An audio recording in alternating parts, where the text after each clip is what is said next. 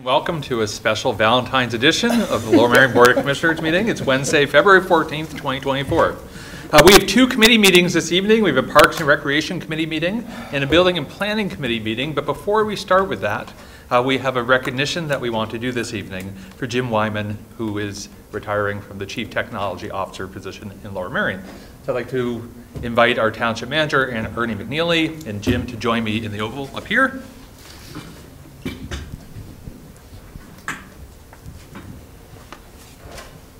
Hopefully there won't be any technical difficulties. It's actually one of the better lines, you should say that. And as we're walking up here, before Ernie says a few words, Jim has been with Lower Merion since 2015 as a Chief Technology Officer. Before that, he did stints of service with Bucks County and also with Merrill Lynch. Did I get that right? He oversees a staff of 4 people. He's been providing technology for the township, and it's been, as far as I can tell from your resume, an extremely long and rewarding career. And thank you for your service here, and we appreciate you very much, and we are sad to see you go. I'm going to turn this over to Ernie.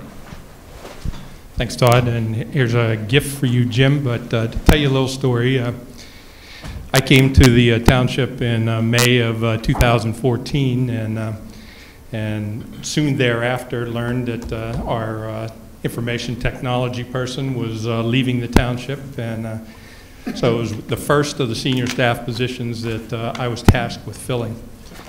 And I quickly found out as we hired Jim that I was very, very fortunate. You know, the government doesn't compete well with the private sector when it comes to hiring information technology experts, and we were very, very lucky to get Jim from Bucks County. Jim had a much larger staff at Bucks County. He supervised and a much larger operation, but we were fortunate he was ready to make a move, and he came, and frankly, he helped me then, and he helps me now still to sleep better at night, because I had some worries when I came here and found the state of our cybersecurity and our information technology, and Jim has laid all of those mostly to rest. We can never be totally at rest with that kind of stuff, but Jim, you've done a great job, and I appreciate everything you've done for the township. We're going to miss you.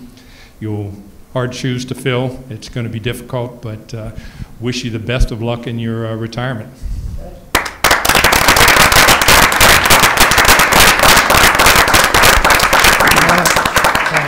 First of all, as of Tuesday, I think I'll be able to sleep at night.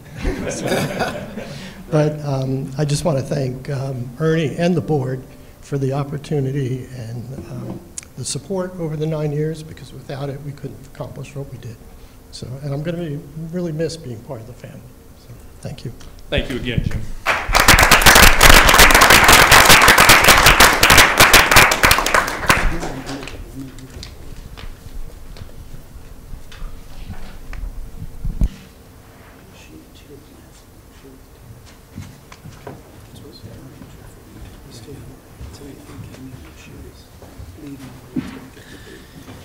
Thank you. Our first committee meeting for this evening is the Parks and Recreation Committee. I recognize its chair, Commissioner Gilda Kramer.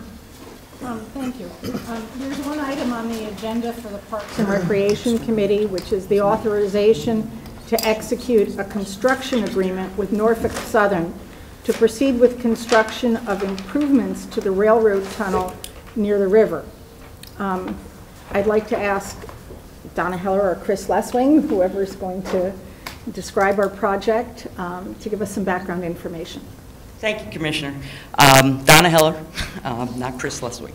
I believe most of the commissioners are familiar with the area, probably have taken a hike with Chris at some point down along the Kimwood Heritage Trail and then went down below.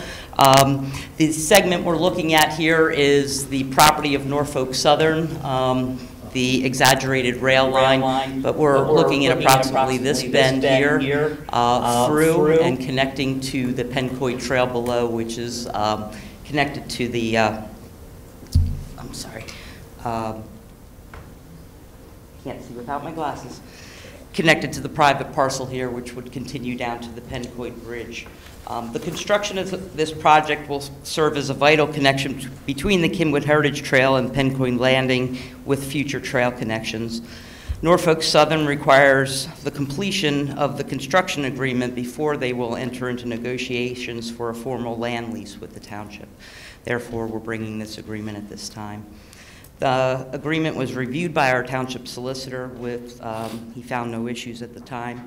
The project is funded through the Capital Improvement Plan, project number 4,500. And any of us would be happy to answer any questions that you may have. Are there any commissioner questions or comments? Commissioner Bernhardt. Thank you very much, Commissioner Kramer. I do not have a question, but I do have a comment, if I may. You referenced those of us who have walked the trail with Chris Leswing, and I forget how many years ago it is, Chris, that you and I, Commissioner Grimes, and I think it was Commissioner Whalen, walked the trail, and the comment to you was, this must be done. And I can tell you, because I have pestered Chris and Joe sitting over there with constant emails, and we've tried to get Norfolk Southern, with all due respect to them, to get them to move a little faster. We have engaged a number of some other elected officials contacted in order to do this, and it is only because of Chris and Joe's persistence that we are here yet today. And I think this is just a phenomenal amenity for the entire township to have this. And as Joe had said to me earlier before we walked out, we're not ready for a victory lap yet, but the fact that we're finally staring at this X years later is fantastic, and those two gentlemen really deserve a lot of credit. So thank you very much, Commissioner Kramer. Are there any other commissioner questions or comments? Is there any public comment? Yes. Yeah, just a little off topic. Would this be, we've always talked about a boathouse, but we've never acted on one. Could this open up that discussion again? All those in favor? No, I'm sorry. If that's the will of the board, but yeah, this was the alternate location that was discussed. Okay, thank you. Is there any public comment? Is there anybody online? No. There was one written public comment from Michael Pollack, who wrote in favor of this project, I believe. And I also strongly favor this. I walked this path with a couple of other people a week or so, 2 weeks ago. And it's a beautiful area that will open up a tremendous amenity for the community. And therefore, I move that we consider for recommendation to the Board of Commissioners authorizing the township manager to execute a construction agreement in the estimated amount of $151,194 with Norfolk Southern to proceed with construction of improvements to the railroad tunnel, facilitating the future trail connection for the Kenwood Heritage Trail to Pencoid Landing. Is there a second? There is.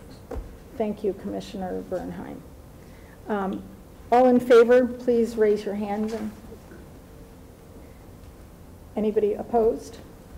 Oh, looks like it's a unanimous and in favor, and therefore concludes the business of the Parks and Recreation Committee for this evening. Thank you very much, Commissioner Kramer. The next committee meeting for this evening is the Building and Planning Committee. I recognize its chair, Commissioner Grimes. Thank you, President Sinai. The first item on our agenda tonight is deals with the escrow release. There's only one.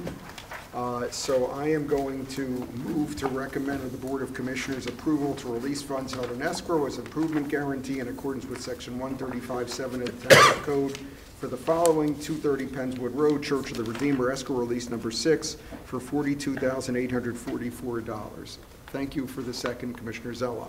Is there any commissioner comment? Questions? Seeing none, any public comment on this matter? Call the vote. All those in favor, raise your hand signifying aye. Any opposed? Any abstentions?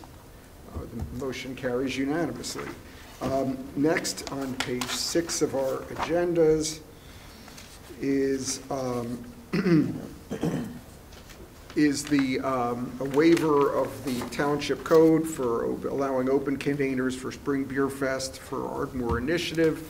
To start the conversation, I am going to move to recommend to the Board of Commissioners approval of a waiver of Township Code 111-4.2 as requested by the applicant Ardmore Initiative to permit patrons to possess open containers for alcoholic beverages and serve alcoholic beverages in public rights-of-way within a regulated area in Shafla Plaza on May 11, 2024 between the hours of 12 noon and 4 p.m., subject to Ardmore Initiative providing the required insurance certificate documenting adequate coverage as required by the Township event permit. Is there a second? Thank you, Commissioner Gavrin. I think, would any commissioners like to hear any explanation of this event or have any questions, comments? Commissioner Bernard. Thank you very much. Very quick comment, and I won't have my inner George Manos come out and, question the alcoholic beverage. But we did receive a comment from somebody who characterized this almost as if it were preordained before we came out here, and I just want to correct that. That's not how things occur, not just for this, but universally. But also made a comment or a recommendation about seeing that Ardmore, if they were going to acquire or bring to this event other foods, do it within, Ardmore establishment. I don't know that we have the capability of doing that or of even monitoring it if we were to make that a condition, but it's not a bad idea. And to be able to somehow promote to them to use their best efforts to do so, I think would be something that as a board that we may want to endorse if we can do that in some fashion. Okay, thank you. Any other commissioner questions, comments? Seeing none, any public comment on this matter? Seeing none, we'll call the vote. All those in favor, please raise your hand signifying aye. Any opposed? Raise your hands. Any abstentions? Passes unanimously. Thank you very much. Next one, certificates of appropriateness on page 10. There are 2 of them. Would any commissioners like either of these to be dealt, excuse me, there are 3 of them. Would any commissioners like any of these to be considered individually? So, seeing none. I am going to recommend to the Board of Commissioners approval of the following certificates of appropriateness as recommended by the Historical Architectural Review Board at their meeting held on February 6, 2024. 2 West Lancaster Avenue, Ardmore Commercial Historic District 24-2, approval to install a two-sided awning to the storefront at the corner of West Lancaster and Cricket Avenues, citing Secretary of the Interior Standard 9, 933 Black Rock Road, Gladwin Historic District 2403, approval to replace a cedar roof with a synthetic Da Vinci roofing product designed to resemble cedar shingles, citing as Secretary of the Interior Standards 5 and 9, and 24 West Lancaster Avenue, Ardmore Commercial Historic District 2318, approval to replace shutters on the front elevation with a subcommittee to review final shutter dimensions and hardware selection, citing Secretary of the Interior Standard 9. Is there a second? Thank you, Vice President Kramer. Any commissioner questions, comments on any of these 3 applications? Seeing none. Is there any public comment on any of the 3 HARB applications? Seeing none, I will call the vote. All those in favor, please raise your hand signifying aye. Any opposed? Any abstentions? Okay, passes unanimously. Thank you. Next one is Historical Commission, page 17.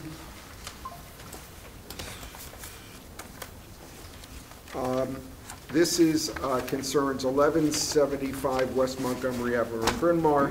There has been a request for some presentation by Mr. Pritchard. Seeing as you're there, Greg, you go right ahead.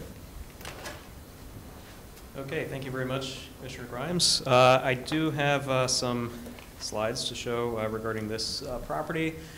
This is a former carriage house that was converted into a residence several years ago. It's been serving as a residence, actually, I believe a rental property for quite some time. The owner of the property is now seeking to retain the residence but expand it. It's very difficult to kind of adapt these smaller kind of originally ancillary buildings into modern residences. So that's really the purpose of this application. The Historical Commission actually reviewed this several times, worked with the applicant to refine the design. It's on a very difficult site. The carriage house is almost right at the back property line, so there had to be the architect had to apply some creativity to comply with the zoning regulations regarding the setbacks. But this is what the present structure looks like. The addition was designed to very much complement that original structure. It will contain an attached garage. And here's some elevations. And as I said, the Historical Commission worked with the applicant and their architect to resolve a number of concerns they had initially, and they recommended approval. Okay, thank you. Are there commissioner questions or comments on this application? Commissioner Gabbard. Thank you very much, Commissioner Grimes. Just one quick comment. I want to thank the applicant for this, because too many times we have people who are in class 2 or resources who are like, oh, it's too much work, I don't want to do it. As you mentioned, this is a tough property, and there are a lot of challenges, and really just want to thank the applicant for going through that and saving what is a beautiful and historic property. Thank you. Thank you. Anything else? Okay, I am going to put a motion on the table. I will recommend to the Board of Commissioners approval of the following application is recommended by the Historical Commission at their meeting held on January 22, 2024, 1175 West Montgomery Avenue, Bryn Mawr Class 2, 2023-R-25. Approval to construct an addition onto a converted carriage house to include an attached garage, citing Secretary of the Interior's standards 9 and 10. Is there a second? Thank you, Vice President Kramer. Anything else from commissioners? Is there any public comment on this matter? None. Seeing none, we'll call the vote. All those in favor, please signify by raising your hands. Thank you. Any opposed? Any abstentions? The motion carries. So I feel like an auctioneer moving this along like this sometimes. All right. Next is the preliminary land development plan for 268 West Montgomery Avenue in Haverford, which is on page 22. Chris, you have a few things to say on this? Sure. This is a very straightforward land development application. The board saw the tentative sketch for this preliminary plan several months ago. There weren't any issues then. What's involved is, this is a property that's catty-corner to the Marion Cricket Club on Montgomery Avenue. There's an existing house that's been converted into multifamily units. Currently has 5 units. It's going to be expanded to 7 units. And then a garage is going to be torn down, and then a new 4-unit building built onto the site. Existing, get to the site plan. These are just pictures of the existing building. This is the building that's going to be demolished. The property's in the multifamily districts. It's opposite Montgomery, Marion Cricket Club, but along Montgomery Avenue, it allows MDR 2 and 3 multifamily development of various densities. Let's see if I can get to the site plan. So here's the site plan. So the existing building is number 1. It fronts along Montgomery Avenue. There's going to be an addition to the back. The curb cut's being refined, coming in off a one-way drive that actually exits on and enters onto a driveway from the Haverford train station. Originally, when the applicant came forward, none of us knew that this wasn't a road. It always functions like it's an extension of Cheswold Lane across the way. It's actually just a driveway. Google even thought it was a road at one time. That confuses for what could actually be built here, but it's a driveway. And so you're going to see building 1 is going to be extended a little bit to the back. That's that yellow color in the back. That's the size of the addition. 2 new units being put in. There'll be a surface parking lot in the back. Stormwater management will be added. This property currently doesn't have stormwater management. And then building 2 will be constructed. It's 3 stories, 4 units, over parking.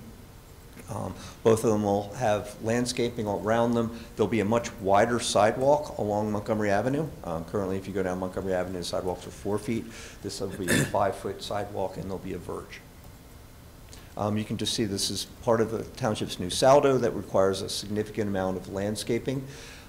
This property is actually between the MDR3 and the MDR2 zoning districts, because this is actually in a higher density zoning district. That area along the driveway is a buffer. It's treated as a buffer, so it needs to have a higher level of landscaping.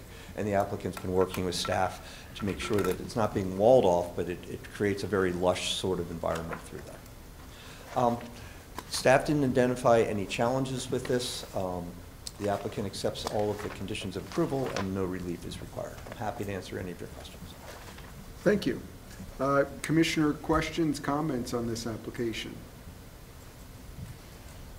Seeing none.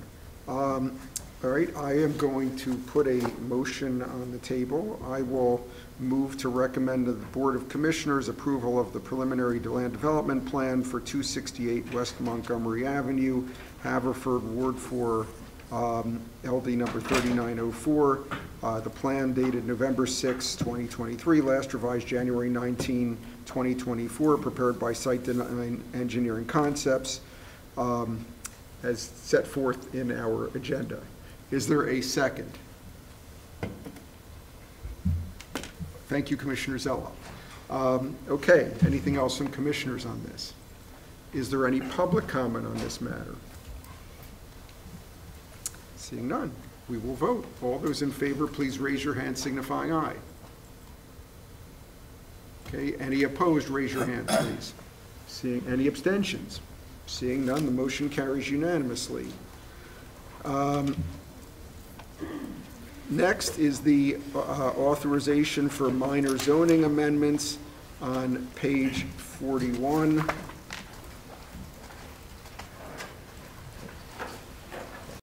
This rate, we should be finished the meeting by 7 o'clock. Right. So, minor zoning amendments. What I suggest that we do, this is divided. Chris is welcome to give an overview of all of this. And then there are different articles. I think like there's about 6 of them on here. I thought that we would take each one individually. Because one zoning amendment doesn't necessarily have anything to do with the others. And then we will take public comment at the end of that, and certainly the public's welcome to comment on any of the items that we discuss at that time if you'd like to. So, and the other thing is, this is a motion to, what's on the table now is to advertise. So certainly comments are welcome, however anyone would like to make them, but remember we will have another, even if we approve the motion to advertise tonight, we will have some additional opportunities to discuss this later on down the road. So, Chris, go ahead. I believe this is the 6th round of minor cleanups we've had since we adopted the new zoning code in 2020. If we didn't have these cleanups, we probably still wouldn't have adopted the zoning code yet, because we'd still be going through these. But the zoning code is adopted, and as it's shaking out, staff routinely meets to talk about it. We have meetings every other week, and we meet with the zoning officer, and we ask the zoning officer, what are you having issues with? How is this working with your interpretation? Because there's a lot of development in the township. It's not, you don't always see the land development, but a lot of this relates to smaller permits that are going in and just day-to-day activities in the township. And we work through it, and we identify areas where maybe the code isn't exactly clear enough. It doesn't quite, the wording isn't quite there. Some of the things that we've seen with the new code is we tried to make it easier by putting charts. We like charts that you can really tell what the bulk standards are. Well, sometimes with the charts, when you're transferring them and we have multiple charts, they don't always translate well, and it requires a little bit of a cleanup. So we're bringing those for you tonight. I'll explain each of these for you. The first is to add a definition of school or a definition of private school and change the definition of school. Just cleaning that up a little bit. There's a couple things in there that just aren't quite clear. We wanted to do that. We're going to bring forward some changes for the lot occupation for projections into the rear side setback to make sure that that's clear. That's just really just a clarification. Bringing forward something that's not really a clarification, but to allow vehicular fueling devices for electric vehicles on properties that don't have garages. This is an instance where somebody would just have a driveway and not a garage, so we have standards for that we're recommending. Clarifying trash and service standards. Then we're bringing forward uses for daycare, two different aspects of daycare. One is daycare where it's currently permitted in commercial districts, making sure that that's a regulated use and adding queuing requirements. We've had some instances, particularly in Commissioner Stevenson's ward, where we've seen daycare that's on the edge of a residential neighborhood where you get queuing, it's blocking driveways. We need to make sure that that's not happening. If you're going to have your business, you have your business, and try to keep everything on your site. And then we did see what we think wasn't a proper translation when the code was adopted for daycare and institutional uses. There's a reference in the code that daycare is permitted in certain institutional districts, but then that footnote that tells you exactly where that is, it didn't translate well. So I'll explain that to you. And then some other processes and procedures for zoning, just to make sure that our zoning code is consistent with the municipality's planning code. Let me take these individually. Okay, so thank you, by the way. So the first section, I believe, is the Article 2, which is the definition, the private school and the school definition. Do any and by the way, we take questions, comments now, but you don't have, if you have an amendment, we can either do it now or down the road. Do any commissioners have any questions or comments about the private school and school definitions? Okay, I see none. We'll move on to Article 3, which is the lot occupation edits. Great. Yeah, go ahead. Just wanted to share a couple graphics with you to show you what we mean by a couple of the setbacks. Our code has some unusual terms. I mean, everybody understands what a setback is, but I just wanted to explain a couple of the terms and I put together a couple graphics to illustrate that.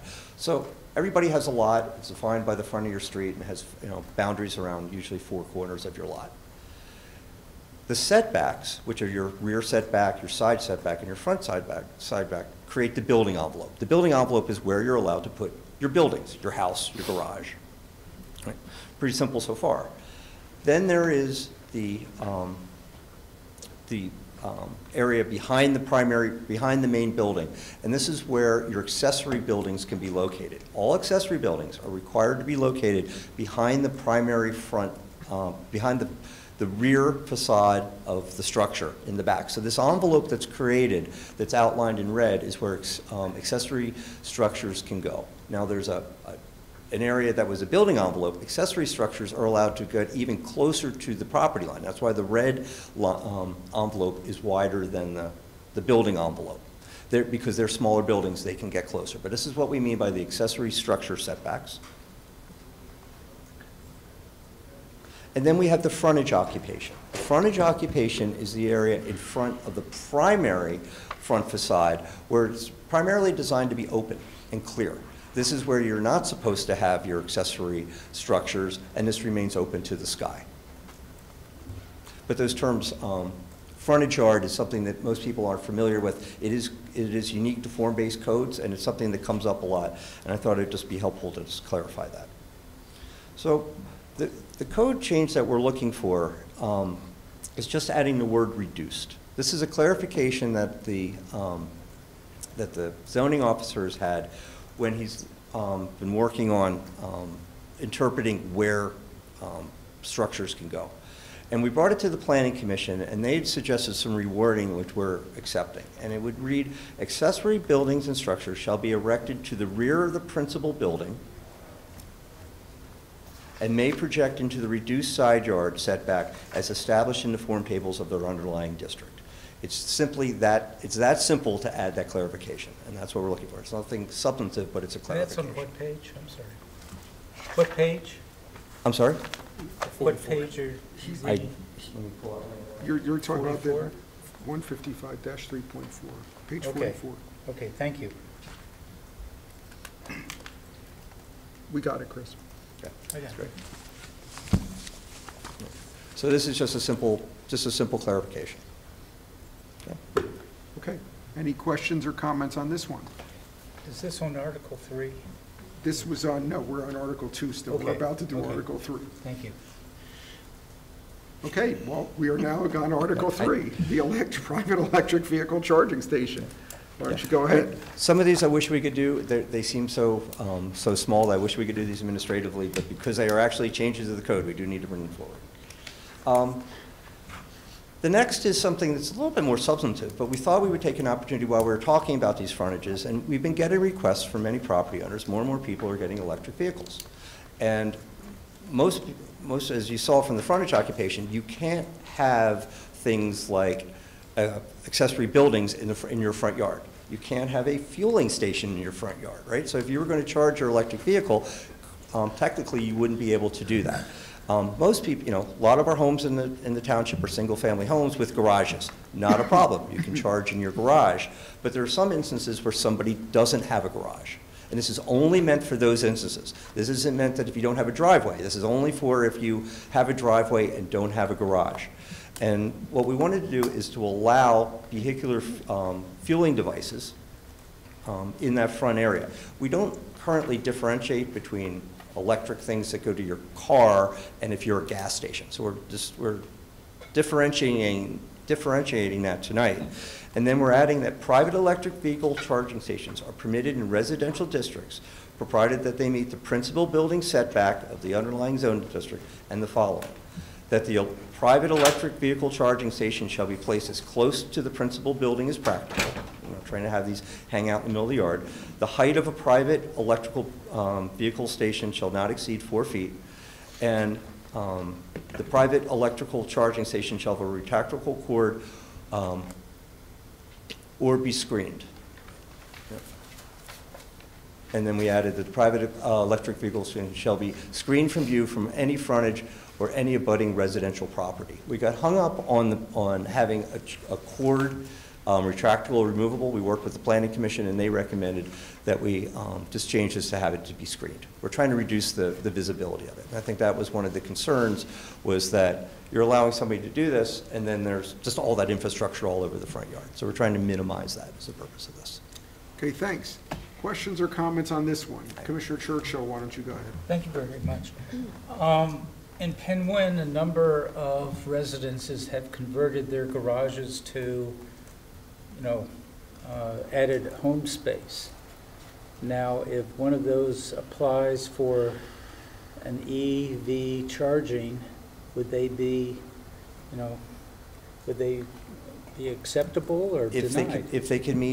If it could be within the principal building setback. Sometimes those garages are closer, as I went through the setbacks before, they might be close to the street and there might not be space for that. So they might have to make that choice. Well, a number of the garages are on alleyways. Correct. So they would still have, what would be the setback or? It would be on a case-by-case basis, but generally I would say if a garage was on an alley, it wouldn't be eligible if it was house. But if it became a garage, you could certainly do it. It's the outside of the garage that we're regulating. Okay, if they converted their den back into a garage, they would be able to? Correct. Okay. Thank you. Sure. President Sinai. Thanks, Commissioner Grimes. Thanks for this, Chris. Just a couple questions.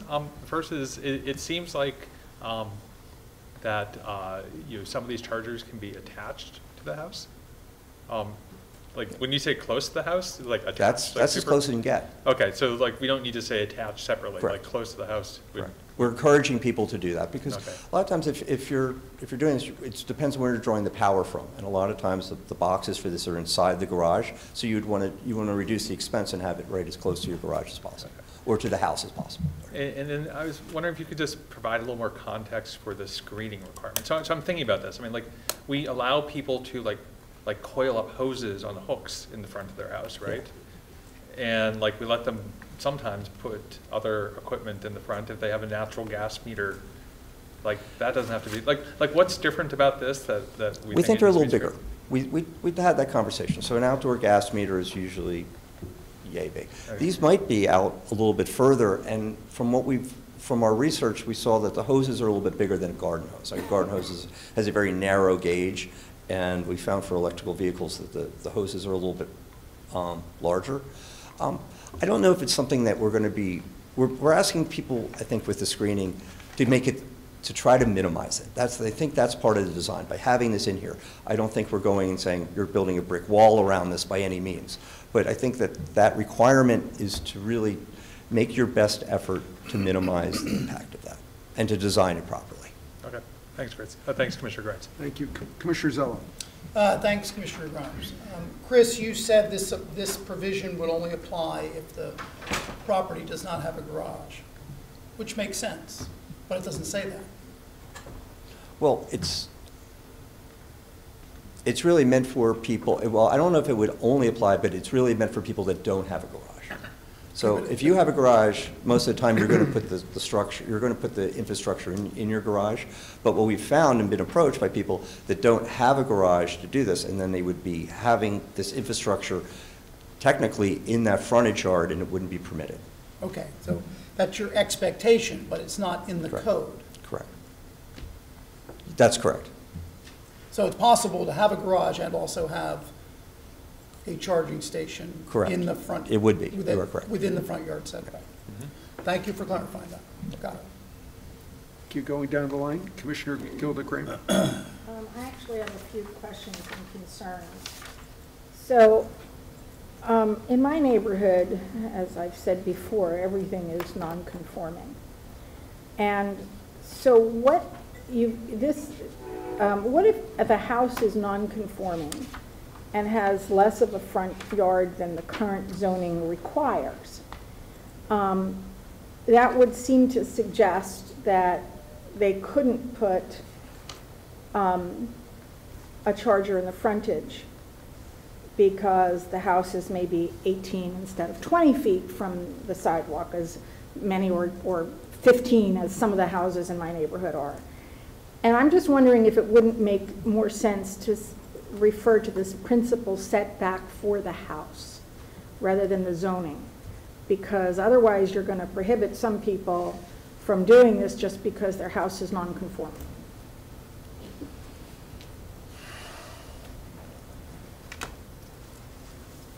It's an interesting hypothetical. I'd want to draw it out. I think with a non-conforming house, the way that the zoning hearing board interprets extensions of a non-conforming house, there's a court case that zoning hearing board always references called Yoakum versus Grubb. And it's the ability that if you have a non-conforming structure, you can add on in line to that non-conformity. You just can't extend it further. I think we would apply that same principle to this. So you would still be within, I think you would meet what you were trying to get to there. Okay, that was my one concern. The second thing is, I don't understand why a removable or retractable cord provision was removed from this. And why was that changed to take that out? I think when we were doing our research, and I admit I don't have an electric car, I have an electric bicycle, but with the cars and what we researched was that there were municipalities that were going through this, and they were going through the same instance of not trying to have a lot of just stuff in the front yard. And there were devices that you could retract the cord. You could either retract it or you could detach it.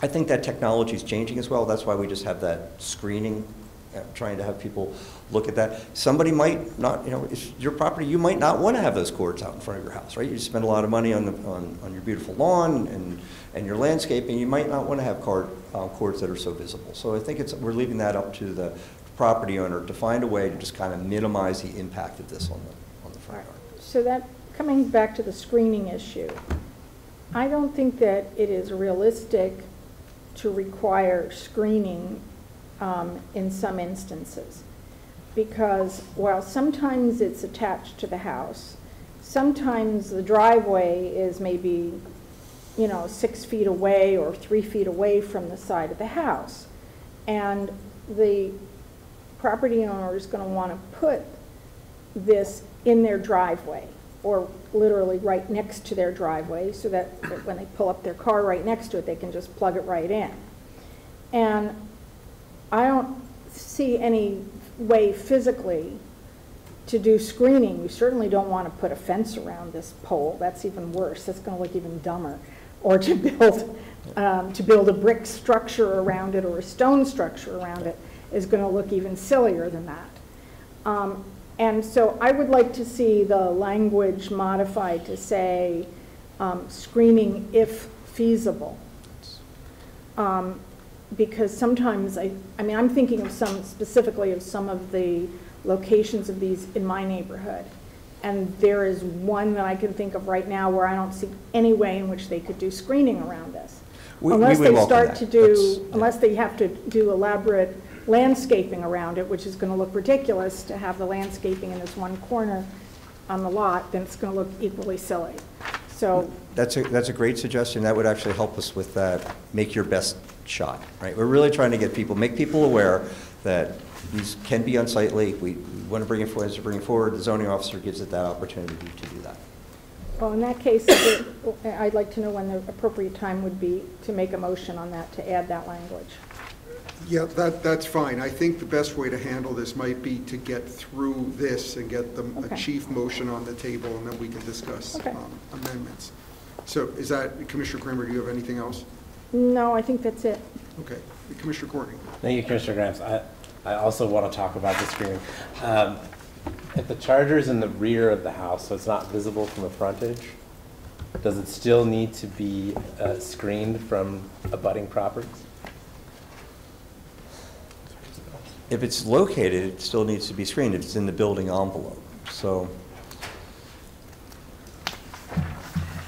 Okay.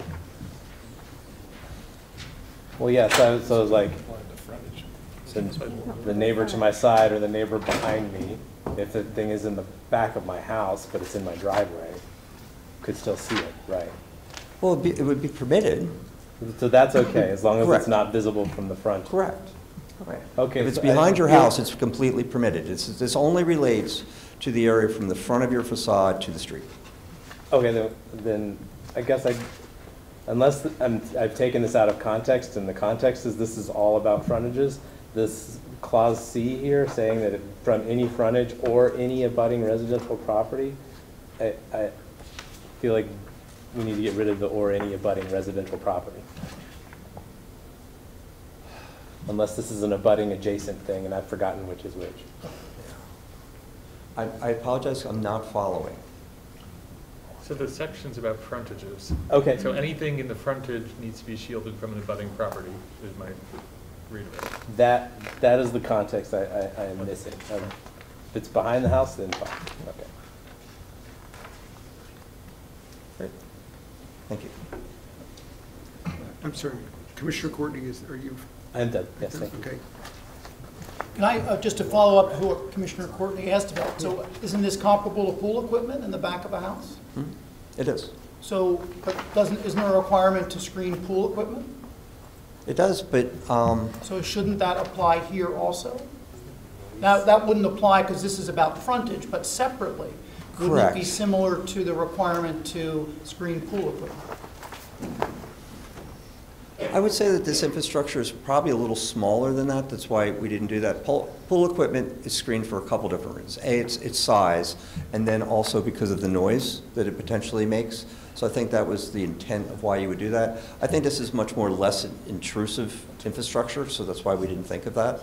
I don't think it's really necessary behind. I think most people honestly would probably screen it themselves anyway and try to integrate it into your property. Say that last part I think again? most people, I don't see it being an issue like pool equipment, because pool equipment also can get a little closer to the property line most of the time. Driveways, in this case, I think you're trying to get it closer to your house.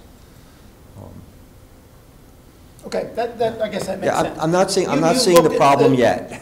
Maybe I come back in 6 months, but we're not seeing that as a problem. Okay, I guess, just be aware of that. You know, it's a contradiction, but if the size difference is what makes the difference, Yes. what causes that difference, that probably makes sense.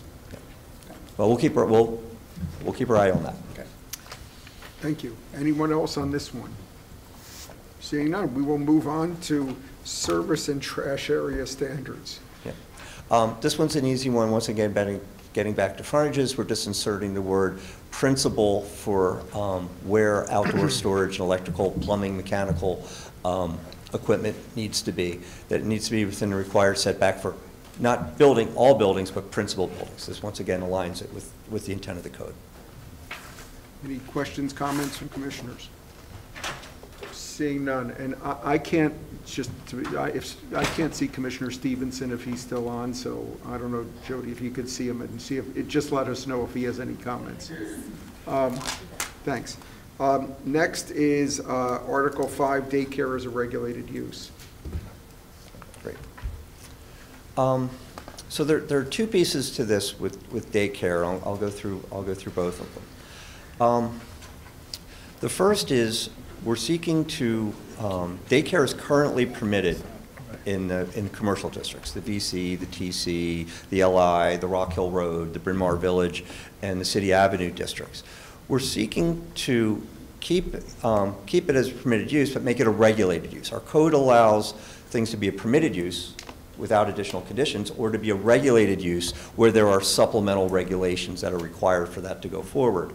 What we've seen from experience that I referenced a little bit earlier is that some of our commercial areas abut our residential districts, and with daycare, the queuing can be an issue for neighbors of that area. So what we wanted to do was make it daycare where it's currently permitted, to make that a regulated use, and then to add the standard relating to queuing, and with the queuing requiring a staff member of the institution, of the daycare, to be going out and monitoring that queuing. We put this as a permit, as a condition on the zoning permit. That way we can enforce if there ever get to be issues that come forward. So that's the first piece of daycare. And we're also requiring with the queuing 200 feet of space. So that's a pretty long area. But with our daycares, we find that you can get 20 cars, right, or 10 cars. I mean, it's about 10 cars. And we do allow that if you have a parking space that somebody's going to pull in and pull out of, that can count and be reduced from that 200 linear feet of the queuing area. And then the next, why don't we'll separate this. I'll keep, I think, following your strategy here. That's that one, but then I'll get into how we're going to, with the institutional districts, so I think that's a little bit separate topic. So I have to hold my tongue for a minute, or you want to just, okay. So discussing the daycare and the queuing, as Chris just said, are there any commissioner questions or comments on that one? Okay, go ahead. Oh, I'm sorry, Commissioner Churchill, please. Not at this time, because I don't fully understand the implication, and why would you just want to have this for schools but not for commercial entities? I mean, is queuing a problem with these private schools? We're going to apply it if, in the next piece I'm talking about, we should apply, if you have daycare, queuing standards should be part of daycare. Okay. I'll probably have more questions when advertising is done. Thank you. Sure. Anyone else? Commissioner Stevenson does have a question. Commissioner Stevenson, go ahead. Thank you. Can you hear me? Yes. Thank you, Mr. Chairman. Chris, is this proposal about the queuing something that is going to be retroactive to existing daycares? It will not. It won't be retroactive. It'll only apply to new daycares that are coming in. So my concern about that is, and as you mentioned earlier, that we've had to deal with this in the Fourth Ward, is that how do we address that for existing issues? So there's an existing instance in Commissioner Stevenson's ward. What we have is there are some other parking and loading standards in the zoning code that we've used to apply pressure to existing daycares to bring them in line and to require them not to be, they can't block and they can't create obstructions. So if we've determined that the queuing is creating obstructions of residential driveways or streets, we can use that for that part of the enforcement.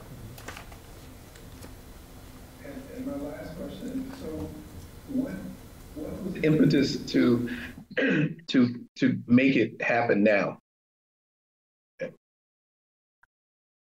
What do we need to? Because this has been an ongoing issue of concern in certain areas, and now this has come up. I'm hoping that it's not because it's certain proposals in certain parts of the township, I guess.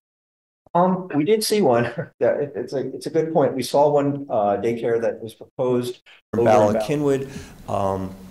They submitted their application the day after this was tabled last month. So we're going to see one over on Kinwood Road. But once again, we have the zoning code that we can fall back on for that, to address some of that potential externalities. But we have been working with that property owner to address that going in before we even issue the zoning permit. And they're well aware that they cannot have the natural tendency is for parents to get as close to the front door, stop, let your children out, and then everybody behind you waits. Well, if that's creating an obstruction, we have the ability in the zoning code to go after them. But we wanted to clarify this a lot further, and it really should be in the zoning code as is. All right. Thank you. Thank you, Joe. Sure, okay. And anyone else on this matter? Okay, so why don't you continue on about the institutional districts?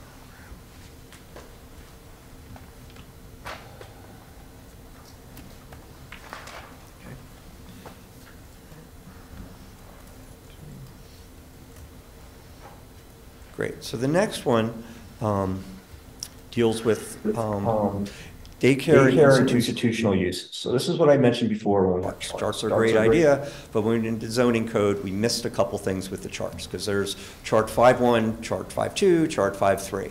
Well, chart 5.1 relates to all uses in all of the districts. And in that, under the institutional districts, it says daycare is a permitted use. It shows it's permitted use with a footnote 3. Well, 3 didn't get translated anywhere else. And then when you go back into the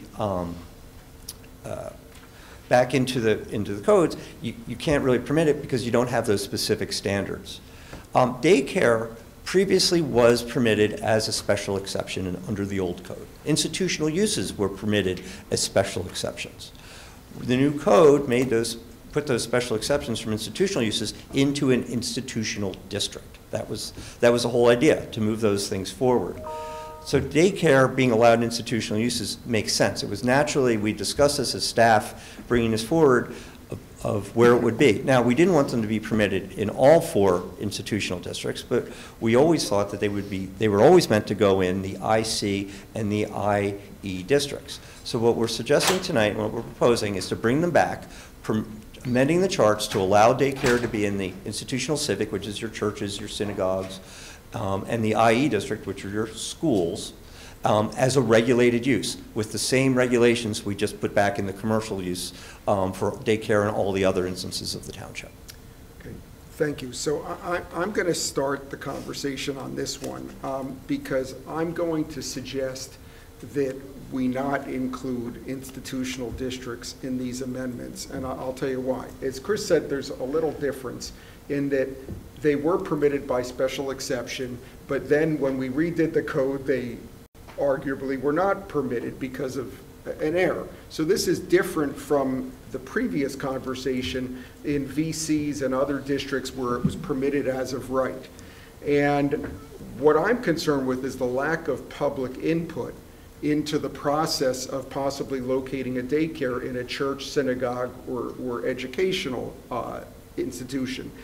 We have seen, I've seen it in my ward, and I believe other commissioners have also, applications for preschools, daycares, and there's always seems to be the same concerns about queuing and traffic and things like that. And sometimes those concerns are more serious than others, but the key there is there's always been public input into that process, whether by special exception or conditional use or something else.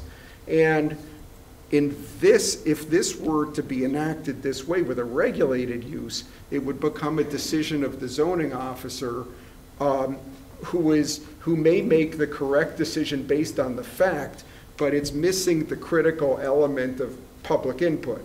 So I would respectfully suggest that we leave IC and IE off of this and then possibly come back later with whether it should be a conditional use or some other mechanism that requires public notification and public input into the process to make sure that the community can weigh in and, particularly where there's strong concerns about traffic and queuing. So that's my opinion. I don't know if other commissioners have questions or comments on this matter, on this one. President Simon. Thanks, Commissioner Grants. I guess my question for Chris is, I mean, it was previously in the zoning codes a special exception, sort of a special exception for a special exception, right? Why port it over as a regulated use rather than as a conditional use, which would have the public input? I mean, we could just do that swap, I guess. Well, we thought we could address that by the regulations. We thought when a daycare, and we looked at some of the previous zoning decisions, and we looked at what were the issues with daycare. It was queuing, it was the size of this, and also the very real concern that an institution was going to just monetize their space and that you would have a third-party daycare attached to a church, a commercial daycare. And that exists over at the Church of St. Asaph's on Conshohocken State Road and St. Asaph's Road. That daycare, it's only associated really with the church that it pays rent. And now what we're trying to do here is say this needs to be part of the mission of that institution itself. You can't just monetize this and set up a commercial use in an institutional district. So we tried to address what those areas were ahead of time so they didn't have to go through the conditional use or special exception process, because we tried to streamline them already into the code. That was our rationale. So it's really an efficiency for the applicant and for the board would be the reason Correct. to regulate instead of conditional use. And if the concern was, well, some of these elements here might need to be fleshed out in a public process, then we could just we could vote for conditional use. We have I think it could benefit from that. If it's, Okay. and we understand the sensitivity of all the institutional districts, and that's why I wanted to make that point about the commercialization. And staff is we understand that. That was one of the real points that was driven through with the comprehensive plan and with the zoning ordinance, not commercializing institutional districts. And we wanted to make sure of that by putting these standards in here. But certainly this is something we could take to the civics and do as on a separate track. It's not an issue. All right. And then my other question is, just looking at how this was previously done in the zoning code before the zoning code we have now. These elements, there were some additional things, right? Like, I mean, you had to put this in an existing building, you couldn't expand that building too much, things sort of in keeping of the idea of, the daycare is not a separate line of business, right? Now, you've added some things that I think are terrific, right? That can't alter the character of the property, has to be operated and administered by the institution. I'm trying to think of like what a institutional educational daycare would be. I guess it'd be like a daycare for staffs, kids, or for teaching if you're teaching teachers or something like that. Yeah, on an IE, I think it would be. Okay. And then you don't see a lot of these. Okay. But in an IC, you would have it, just be a small part of a church or synagogue. And so I guess the question is, so why not those other elements? Like why you put some in, but you left some out that were part of the special exception before. I think we summarized them. I think we got the big ones. But if there's ones that we missed, and maybe that's a good idea. We could take this and shake this out a little bit more and see if there's things that we think should be added back. Honestly, I think we thought we captured the big externalities that come up, but it's worth that test. Okay, so then my last question then is, what is the definition of accessory to the primary use? Because one of the things that was in the previous special exception process was it kind of limited, like, the amount of what you did to like basically a building, right? Right. So it has to be in an existing building. And so is accessory to the primary use like constrained to a building, or is it just? We would interpret it that way, correct. So it because it has a definition in the code, so I'm sort of asking you what that is. It has to be subordinate, and Okay. part of the accessory is it has to be subordinate. We have interpreted that the size of the building has to be a smaller proportion than the main building. It can't overwhelm, much like the case of Church of St. Asaph's. Okay, thank you. Thank you, Commissioner Grimes. Commissioner Zello. Thanks, Commissioner Grimes. I really question your term monetizing this space. I think there are third-party daycare providers in institutions today, in churches, synagogues, schools, that provide a needed service for staff. It is a benefit to today's workforce. And so there may be some examples that fit your term, but my view is that there are many more that fit the category of we need to do this for our teachers, for our staff members, for our workforce.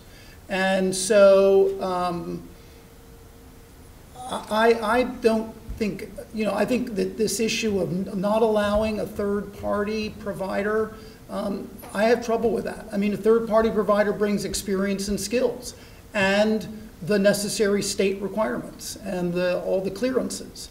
And so, daycare is not a trivial, it's a use that has a lot of rules around it. And so, now the issue of public input via conditional use, that makes sense to me, but not this part, not the banning of, preventing of third-party providers. I mean, we have them and they work well in most cases, to my knowledge. So the first question, those are my comments, and the question is, whatever we do, would it apply to what exists or would it only apply to new? It would only apply to new. Okay, that's an important clarification. So I think this sounds like there's some support to make some changes here in how this is incorporated into the code, but I think that third-party use is one that we should take a look at whether that makes sense. And Commissioner, if I just clarify the monetizing part. There was a real concern with the comprehensive plan that some of our institutions are very large, and some of them have sometimes as they get older, they do have trouble staying viable, and there's a tendency to rent out space. And neighbors of institutions know what they bought into with their neighbor, and there's a tendency when all of a sudden you add a separate use with a separate set of times and a separate level of intensity, it could double the activity on a site and increase the intensity, which changes the overall character. And that's just the concern. I think we've seen that in some other instances. There's no shortage of people looking to develop within the township. So. Yeah, I understand that. That's the other side of the coin, is to, third-party daycare providers. Thanks. Thank you. If I may, just to clarify your point. So if I run a religious institution, if I hire someone, if I want to do a daycare and I hire someone to run it for me, because I'm a priest or a rabbi or an imam, I don't run daycares. Is that considered a third party that would be prohibited? So would it be operated in the mission of the synagogue? So suppose, a good example of that, so you have a synagogue and then you have a, let's say, Christian daycare, Christian-oriented daycare. They're probably not owned and operated with the, administered by that institution, right? That would be a third party. That would just happen to be a daycare associated with a synagogue, as opposed to a synagogue having some sort of religious use or furthering the mission of that synagogue. And that's the test that we would be looking for. Okay. All right. Thank you. I just wanted to clarify that. Commissioner Bernhardt. Yeah, please. let me follow up on that, and I will state not in this township, but I do represent a daycare that rents from a church, and they have absolutely nothing to do with the church other than the fact that but for their rental of the space, the church can't survive. Right. So what's the thought process behind this of where if you have a third party that's with the daycare, that it's got to be also operated or affiliated with be it a religious institution? The thought is going back, and this goes back 10 years to the comprehensive plan. This was something that was discussed. There were a lot of meetings in this room about the over-intensification of institutions. It's a balance. We all know we have to balance, and that's where I'm actually glad that we might have a separate conversation about this. But there was real concern from neighbors of saying, I live next to an institution. I understand that it's a church and that I'm going to get services on Sunday. I'm going to get 3 weddings and 2 funerals a month and a couple meetings during the week. Well, then all of a sudden you bring in a third-party use that has pickups and drop-off at rush hour both times. You have parent meetings. You have other activity in that space where you've now increased that intensity. Not all of our institutions are big. Some of them are really nestled in residential neighborhoods, so they're very close to other residents. And I think that's the concern that we heard from many neighbors. You know, once again, out in Penn Valley, Gladwin area, there are big institutions on big land. You wouldn't even know that this happened. But if you're over in Ardmore or Bryn Mawr, in downtown Bryn Mawr, some of those institutions are very close, and that level of intensity could directly impact the adjacent neighbors. Yeah, now I'm just focusing on the point, if we're going to allow daycare, whether it's third party or it's affiliated by some, you know, religious institution, that once you're allowing it, you know, let's recognize the reality of it. The chances of it being strictly affiliated with the institution is probably less likely, and the institution really is going to need, similar to the circumstance I have with a client outside of this area, to have that income. So it's either we are going to permit the daycare in that particular area or not. Otherwise, I also think we run the risk of the end run, where it's really a third party and somebody dresses it up to look like it's affiliated. And that's going to be very hard for us to administer and find out, you know, the reality about it. So I'm just a little bit, you know, uneasy with why we're making the distinction, because the institution probably needs the income to survive. And it's a good conversation, because ideally, I think from a staff standpoint, I mean, I'm representing what I've heard from the concern about third-party uses of institutions. We really believe that if you put in the right regulations, nobody sees it, nobody hears it, and it's addressed properly. And that's why we're trying to put these sort of regulations in. Then it could be, it's okay, no harm, no foul. In that way, I think is what we're trying to get to, as opposed to not permitting the use. And that's, so I think taking this back, look to Commissioner Sinai's point, looking at what those original guardrails were in the special exception process, making sure they're all part of this, bringing it back and seeing if, seeing how the community feels. Because I think there is, one thing that we have seen is there is a need for daycare, right? Mm-hmm. We're trending younger. There are a lot of new families moving in. Both parents are working. It's certainly a need, but we don't want to overburden the neighbors of those areas, because sometimes daycare can act as with all that activity, can act as not an institutional use, but as a commercial use. And that's where we just need to be able to find that balance. That's where the queuing, I think, is so important. If you can get rid of the queuing, you've addressed most of those issues. Right, something you and I discussed with something else that we referenced earlier today. All right, well, thank you very much. Maybe to be continued on this topic. Okay, thank you. Commissioner Stevenson. Thank you, and I apologize if I say some things that some folks already had. It's hard hearing some folks at the podium, at the dais, so I apologize, but I'll be quick.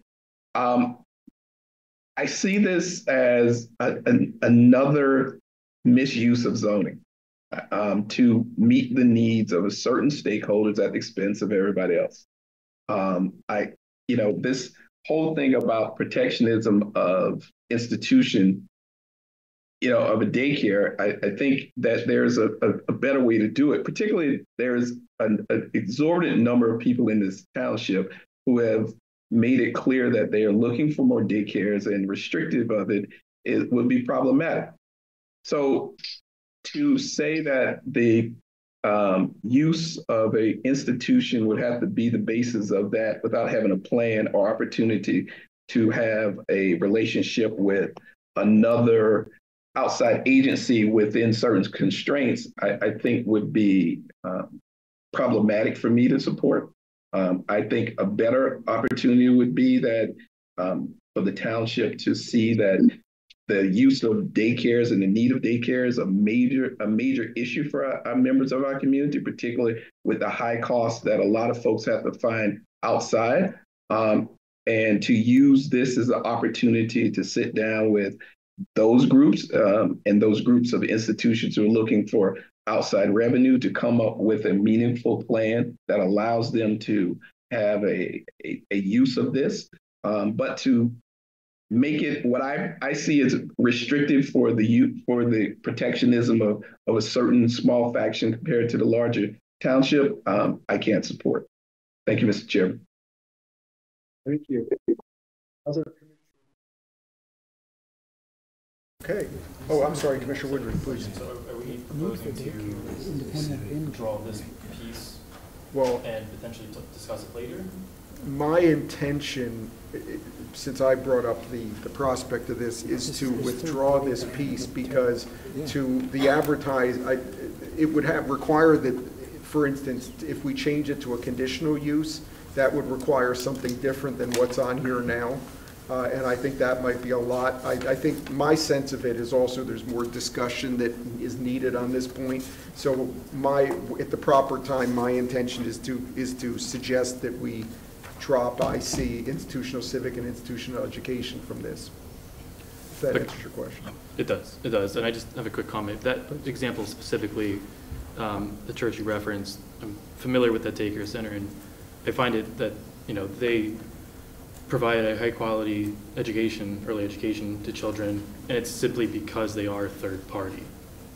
They are a specialized school, a Montessori school, and because of that, if that was just serving the church, I would see that they would probably cease to exist in that case. And so, for that reason, just the way this is presented, I can't support that. So I would be in favor of holding a separate discussion.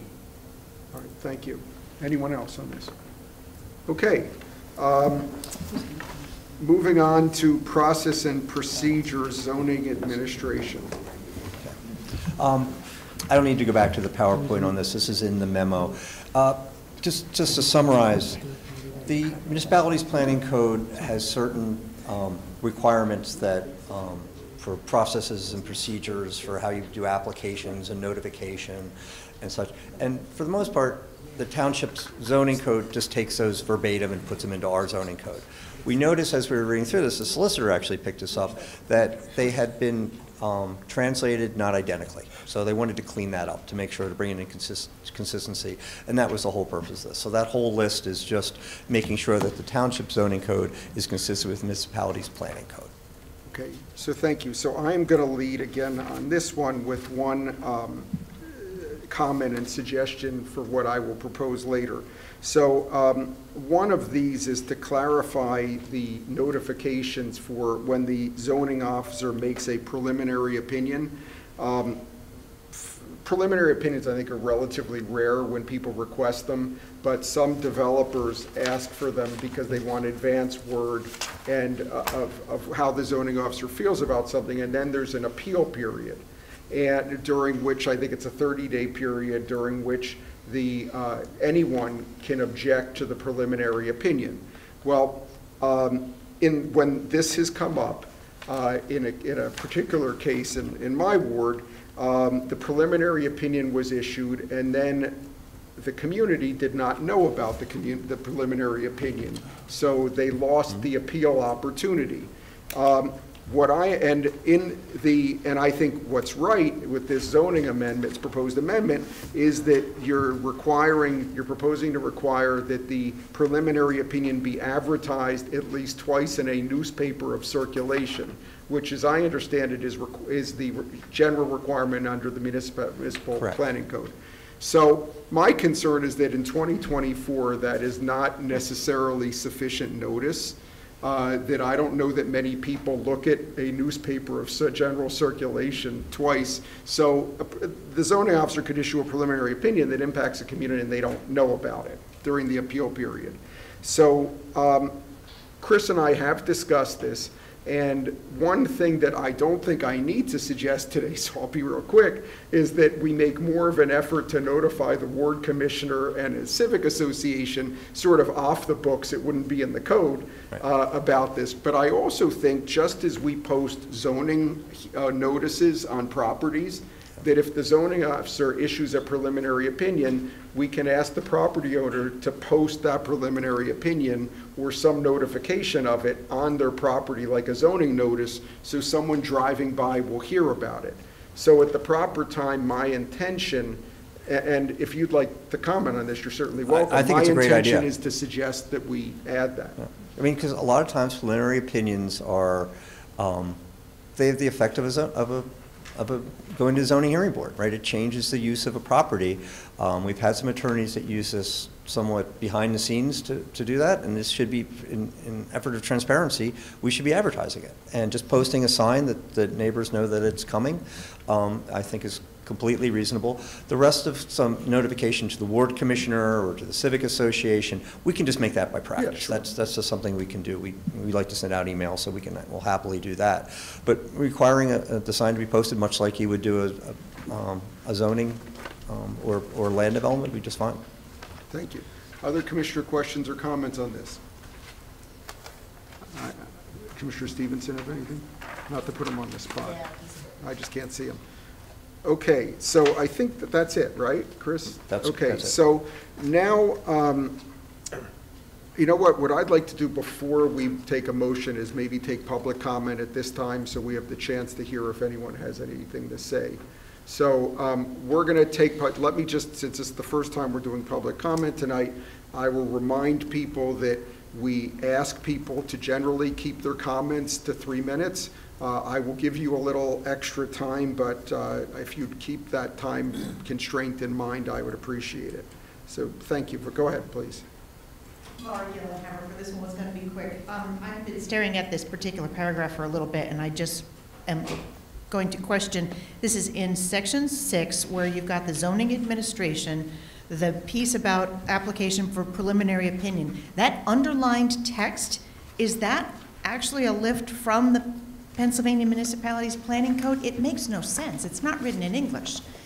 I mean, trying to parse that paragraph is, that's a master's degree requirement, and please rewrite that. Municipalities Planning Code was written by legislators.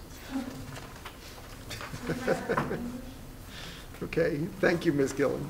Is there anyone else with public comment on this? Okay, so. I do have one online. Oh, I'm sorry. Yeah, go ahead.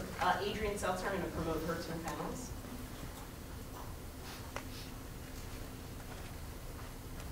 Here she comes. There we go. There we go. Hi, Adrian Seltzer, Wynwood. It would be easier to comment if I could understand what everybody was saying on the Zoom. The audio is horrible. Even putting closed caption on doesn't help it.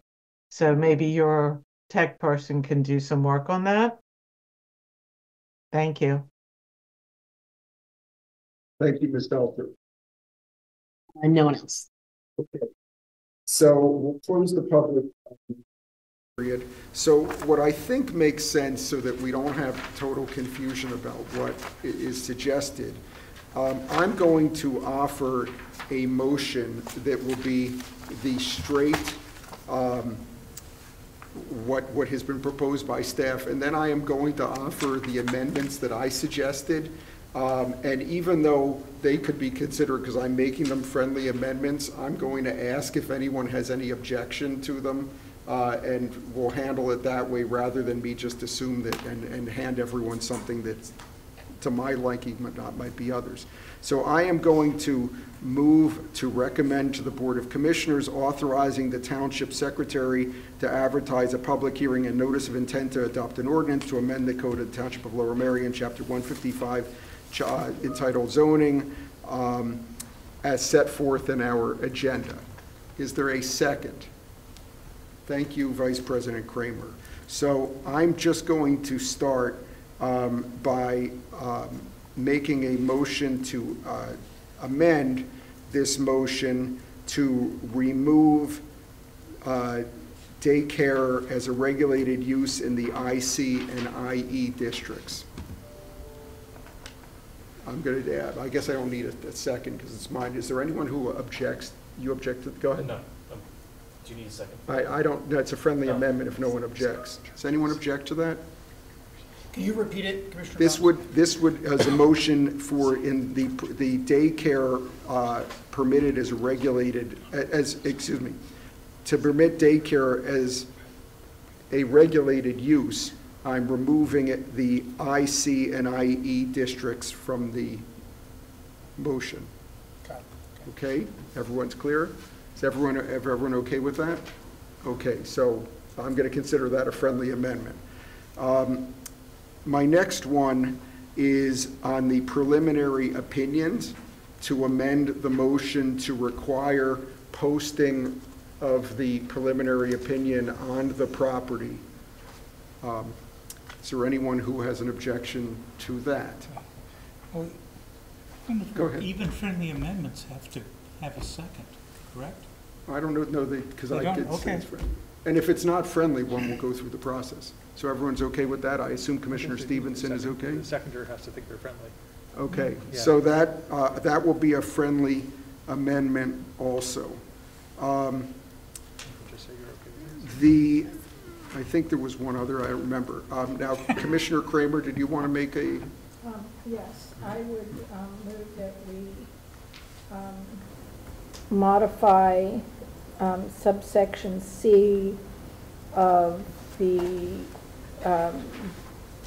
vehicular fueling device, gas pump, electric vehicle charging station, subpart 1, subpart C, to add the words, so that it would read, the private electric vehicle charging station shall be screened from view from any frontage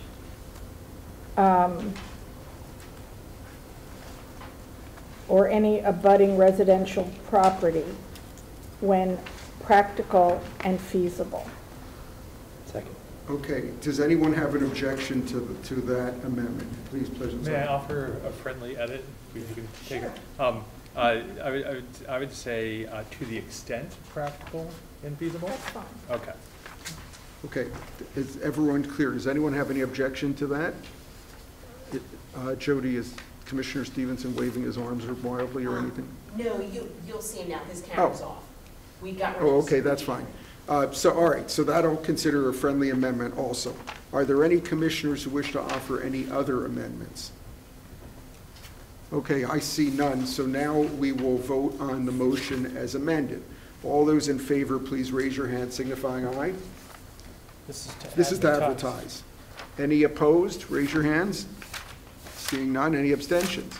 Okay, the motion carries. All right, next is the noise ordinance on page 62.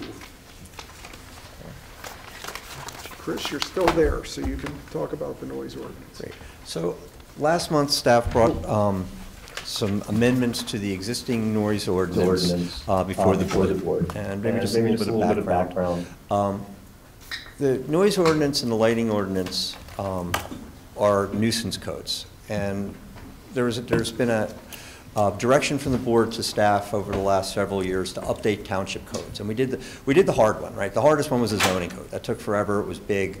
Went on. But then we're kind of working down in order from that. And then we did the subdivision and land development code. And we're currently working on the natural features code. We're currently working on the lighting code. And the noise ordinance is all part of that. There is an existing ordinance. It really hasn't been ever really comprehensively looked at or updated. So it's getting a little old, and we wanted to look at it a little fresher to bring that forward. And we had some goals in doing this effort. We wanted to establish objective standards. One of the simplest things about this ordinance is that it doesn't require the standards to be objective. We want to clearly say that if you're going to be in violation, here's the measurement. If you're below it, you're conforming. If you're above it, you're not conforming.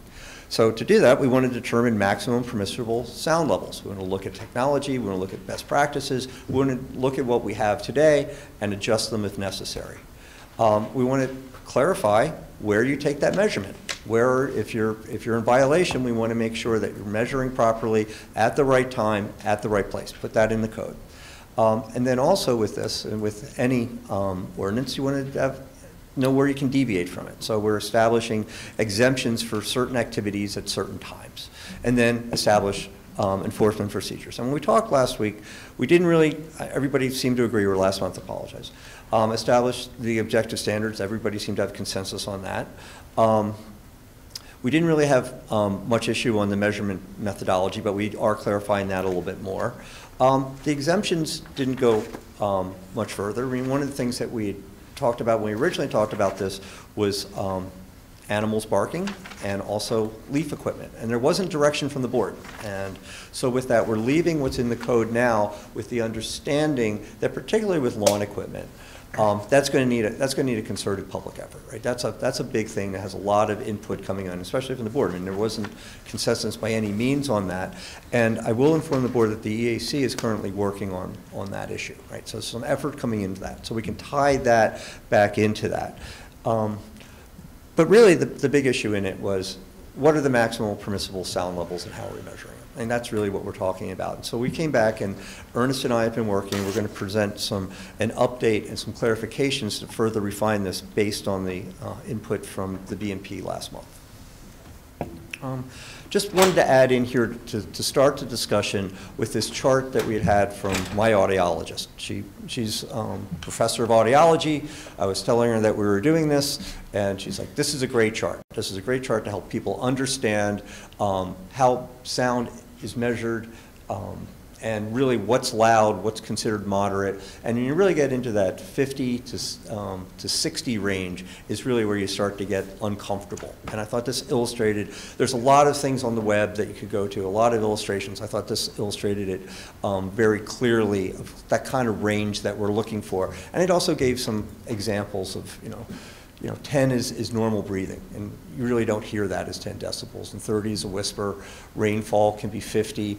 Vacuum cleaners and traffic on a busy street can be 70 decibels. Hair dryers, 90. If you go to a football game or the Armor Music Hall, you can get up to 110 decibels. And then if you're doing construction or you get an ambulance that's trying to get out of your way, that can reach 130. And those are clearly exceptions to the rule from every day. Staff does appreciate, and we understand the public health ramifications of this. This is a big deal, and we want to make sure that we get it right. We've had a lot of good conversations and a lot of good input from the public, and I think what we're trying to do here is at least establish the ordinance that we have the framework right, that if we want to adjust things up or down, we can. So once again, this is why we're just establishing objective standards, because the current definition of excessive noise has a very subjective standard in here, thereby causing annoyance, inconvenience, or detriment to the public or to any other person or persons. We're not saying that if you have an objective standard and it's annoying and you're in violation, yes, that's going to be in violation. And there is also a complementary ordinance for peace and good order that the police can enforce. So the police can be a little bit more subjective. They can come out and say that this is a detriment to public safety. But in just a general noise ordinance which regulates commercial equipment, everyday activities, we really wanted to make sure that we had just subjective standards or objective standards in this. So last time we were talking about how we were measuring the sound. And what we realized is we did some measurements, and the township is diverse. And we think we all recognize that, right? Gladwin is different from Penwyn. Valkenwood is different from Haverford. Downtown Ardmore, downtown Bryn Mawr are different from Penn Valley. The background sound in those areas is different. They're actually just different areas. So having one standard that could apply to these, like one number, I mean, the township's just big. And if you said, well, we would pick a number, say, of 50, that would say that areas in the southwest and the southeast and the northeast would already be non-conforming, right? If we were just trying to adjust to the lowest area, we don't want to make those areas already non-conforming. And then we also, at the same time, don't want to take those non-conforming areas and adjust it to them and then make a lot more sound in the other areas that are quieter. So what we're proposing is using the background sound of where the sound is measured. So each neighborhood has its own characteristic, and that background sound is just the sound that's around you. This room has a certain background sound to it. This room has different sound than what's out in the hallway. But what we're saying is wherever you are, in the hallway, this room, Penwyn, Gladwin, in a residential district, you're allowed to go 5 decibels above that before a violation. And in a non-residential district, you're allowed to go up to 7. Right? So your commercial areas where you have more activity, more intensity of use, you can have a little bit more sound because there's more activity. In the residential districts, you can. One of the things that we heard when we were having these conversations with the public and people asking questions is in it, in the definition, we always say up to a maximum of. Well, there's a tendency to say you're going to go to the maximum. Well, you're not going to go to the maximum. The maximum is really the worst. Once you hit the maximum, you can't go any higher than that. But in day-to-day living, if you're in, let's say, the center part of the township, the Haverford, Penn Valley area, we went out and measured that the average decibel level was 45.5, 46. You could go up to almost 51 with that. Right? You can't go to the 70. It never comes into play. It's really just within that district. You're allowed to go 5. While it says that there's a maximum, it's only in case where you might be in a commercial area. You might be standing outside on Lancaster Avenue on a Saturday afternoon. You might be at 65, but we say you could only go to 70 there. You can't do much about the background noise. I mean, the background noise is what's there, but we're saying that you just can't go beyond that. So I wanted to just update what we had last month and talk about that we found that the average daytime decibel levels for these different areas of the township, and we just broke it into these 5 for categories. These aren't going to be districts that we measure from. These are just to give you an example of the character of the homes in these areas. That in the central part, you could go up to 50 decibels. And that chart that I showed you before, that's pretty quiet. That's pretty good. Same up in the northwest. Right now, it's a 49. You wouldn't be able to go any higher than 54. And I'm showing you, I know how to add 5 to all of these numbers, but the highest you probably be looking at in the residential districts is in the southwest, where the background area is close to 59, you would be able to get up close to 57, right? You would allow that flexibility. What we're saying is that there's a standard of the background, you're allowed to deviate that from a little bit, but you're not allowed to spike too much. And that's where we can apply this to each of the areas. We find that this would be easy to enforce and fair to enforce. So we've gone through the ordinance, and we're going to recommend some additional changes and clarifications to this. First is that the maximum permissible sound level in the commercial areas can be no higher than 7 in the commercial areas. We're also adding this chart with the maximum levels for daytime and the evening in both residential and non-residential districts. So that was a request from the board last time. We're clarifying the timing and the measurement of background, where the background noise is measured from, that the noise should be revised to take place immediately following the noise complaint instead of immediately preceding it. It just makes sense. If somebody made a complaint, then you can do that. So that was a clarification.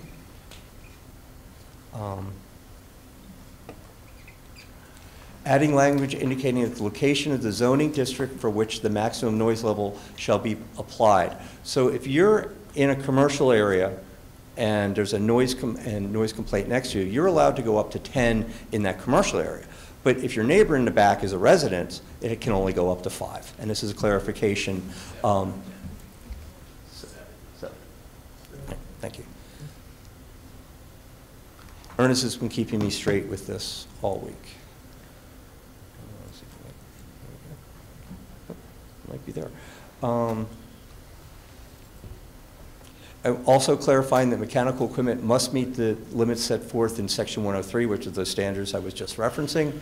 And then also, due to the concern over the impact of new regulations upon existing compliant uses, this is something about the grandfathering in, right? We have a lot of older businesses in our commercial areas, and some of this is, we're going to make everybody make a good faith effort to come into compliance, but there's things that we don't want to put anybody out of business. And what we are going to do is, what we're asking is to give Ernest and myself some flexibility in saying, to the greatest extent practical. We're going to require somebody to put in screening, some buffering, some mitigation techniques, but if they can't comply, we're going to make sure that they're doing it to the greatest extent feasible to do that. So we're asking to give a little bit of that judgment and flexibility to this.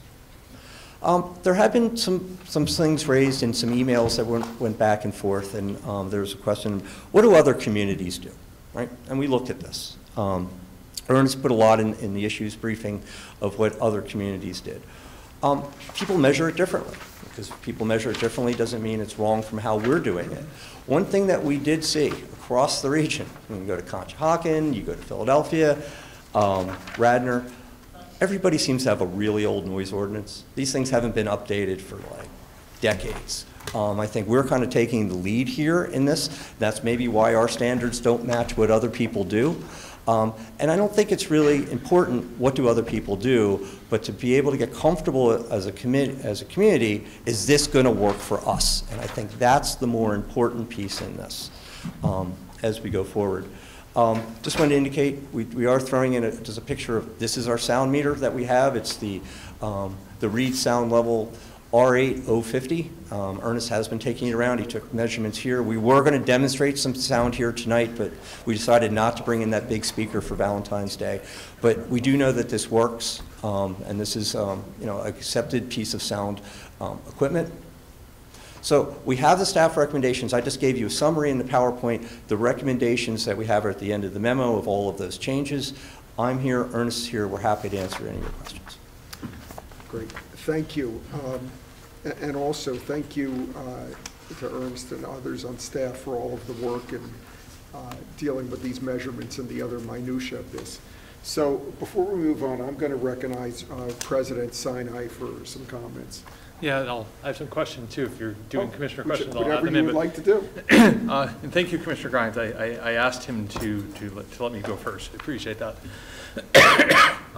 And I just wanted to start by saying this is one of the things that like clearly is a hot button topic for everyone. We've certainly gotten a lot of community feedback on this, and I wanted to just start with the following observation. I think what we have in front of us is a ordinance that tries to clean up really what was in the existing code. It's originally brought forward as in the zoning cleanups, right?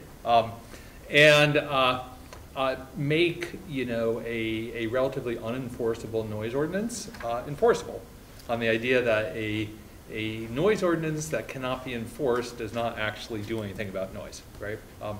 So I think that is a good and important effort, and I appreciate the changes that are being made here, and I think they get this to the point where it needs to be. I think it looks good. There's a second objective. I think we've heard a lot about this, and I think a number of people on the board feel this way, which is that, well, if one expanded the scope of ambition and said, okay, like what would be the ideal noise ordinance? What would that be, right? Like what would that look like?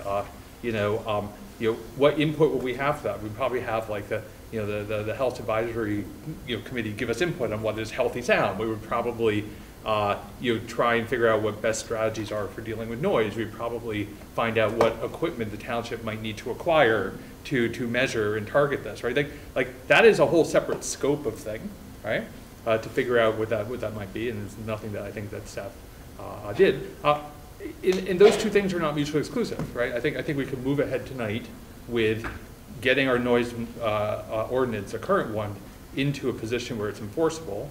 And we could also, like my recommendation would be that the board form an ad hoc committee to go and study this and actually do the deep dive on what like a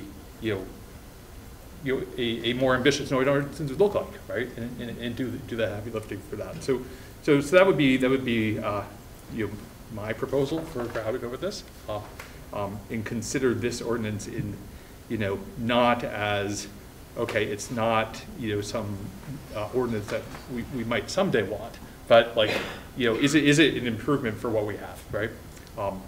And so with that preamble, I have a couple questions. I appreciate it having come before the board before. I think the corrections that you have made are spot on for this.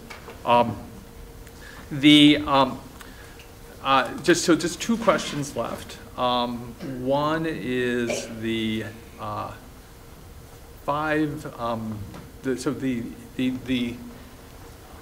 residential. Let me back up a second. The difference between this ordinance and the previous ordinance. The ordinance that we currently have already allows noise to be 5 decibels above the background level, right? If the it's background residential, level, right? First of all, good evening. Yeah, good evening. If the background level is at or above the permissible maximum. Exactly. If the background level is actually quieter than the permissible, you can be louder than 5 decibels above the background level in the current code. In some cases, yes. Yeah.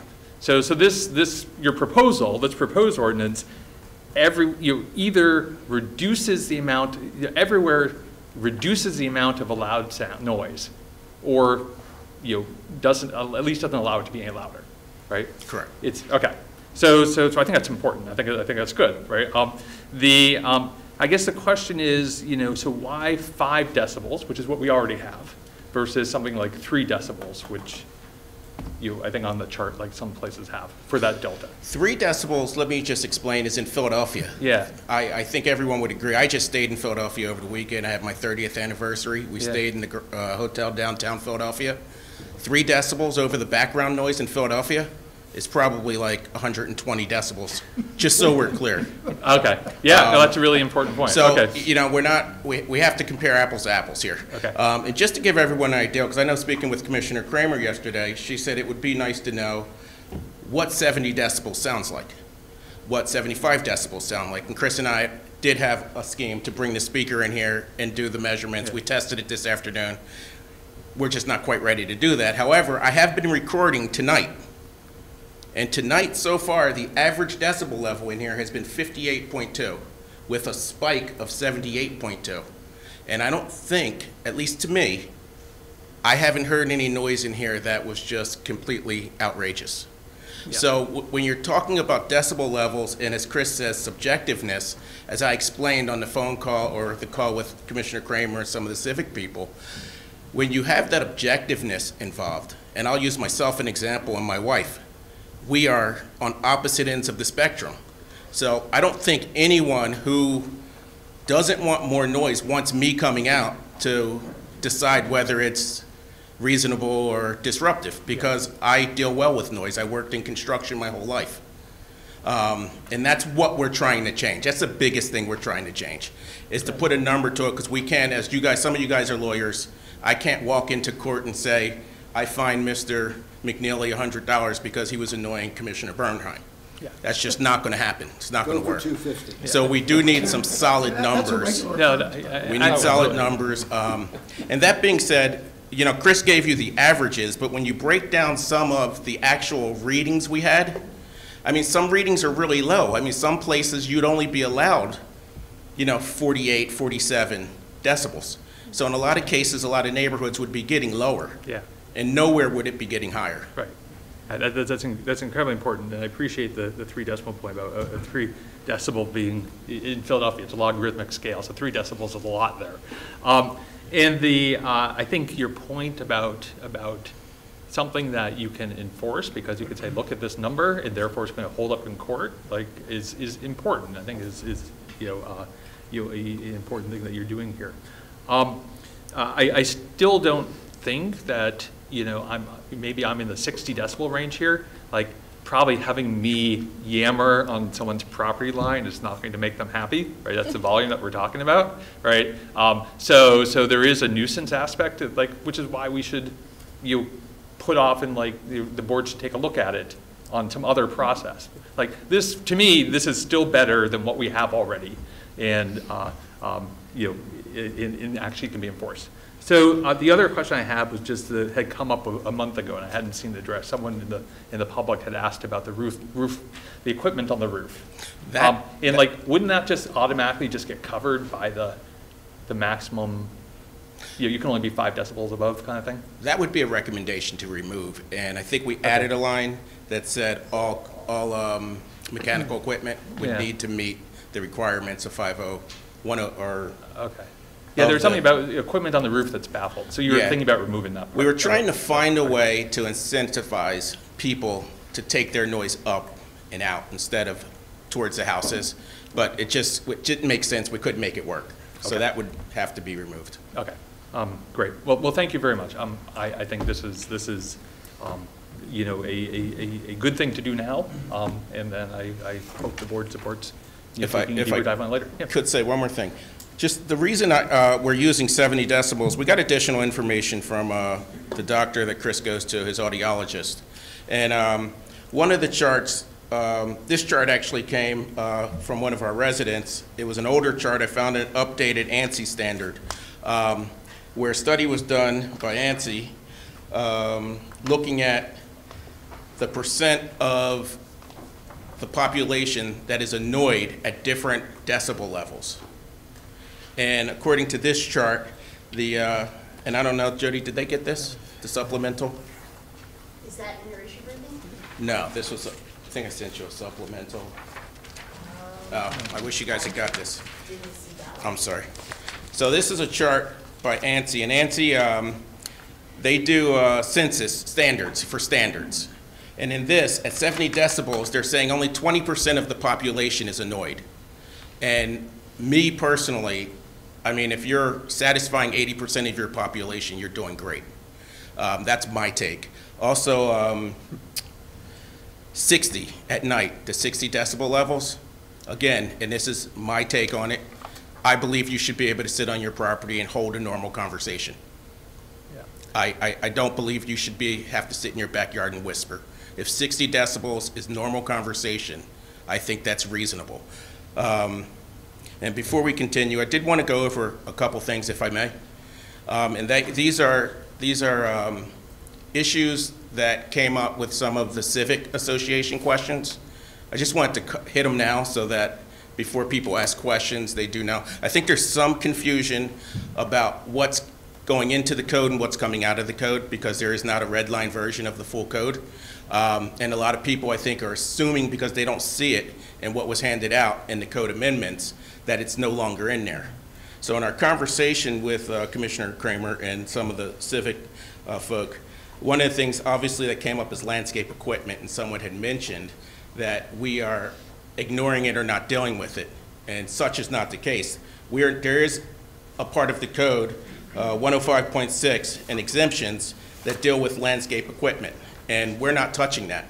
So we do address it. They have a time, the same time as construction, from 8 a.m. to 6 p.m., and from 6 p.m. to 8 a.m. to reduce commercial going longer, you can only use one piece of equipment that at a time. So that's, you know, your homeowner who comes home from work and wants to cut his grass, blow his lawn, and you're using one piece of equipment. So landscape equipment is addressed, maybe not to the extent that people would like to see it addressed, but it is addressed. Again, construction activities is not changing. That's still in the code. We're still construction noise from 8 to 6, same thing. Weekends, 9 to 6. Traffic, another thing that came up, and I'm hitting some of their, they did a survey, and these were like the top 5 things in their survey that bothered people. That's why I've chosen them. So landscape equipment, 78% of the people said it bothered them.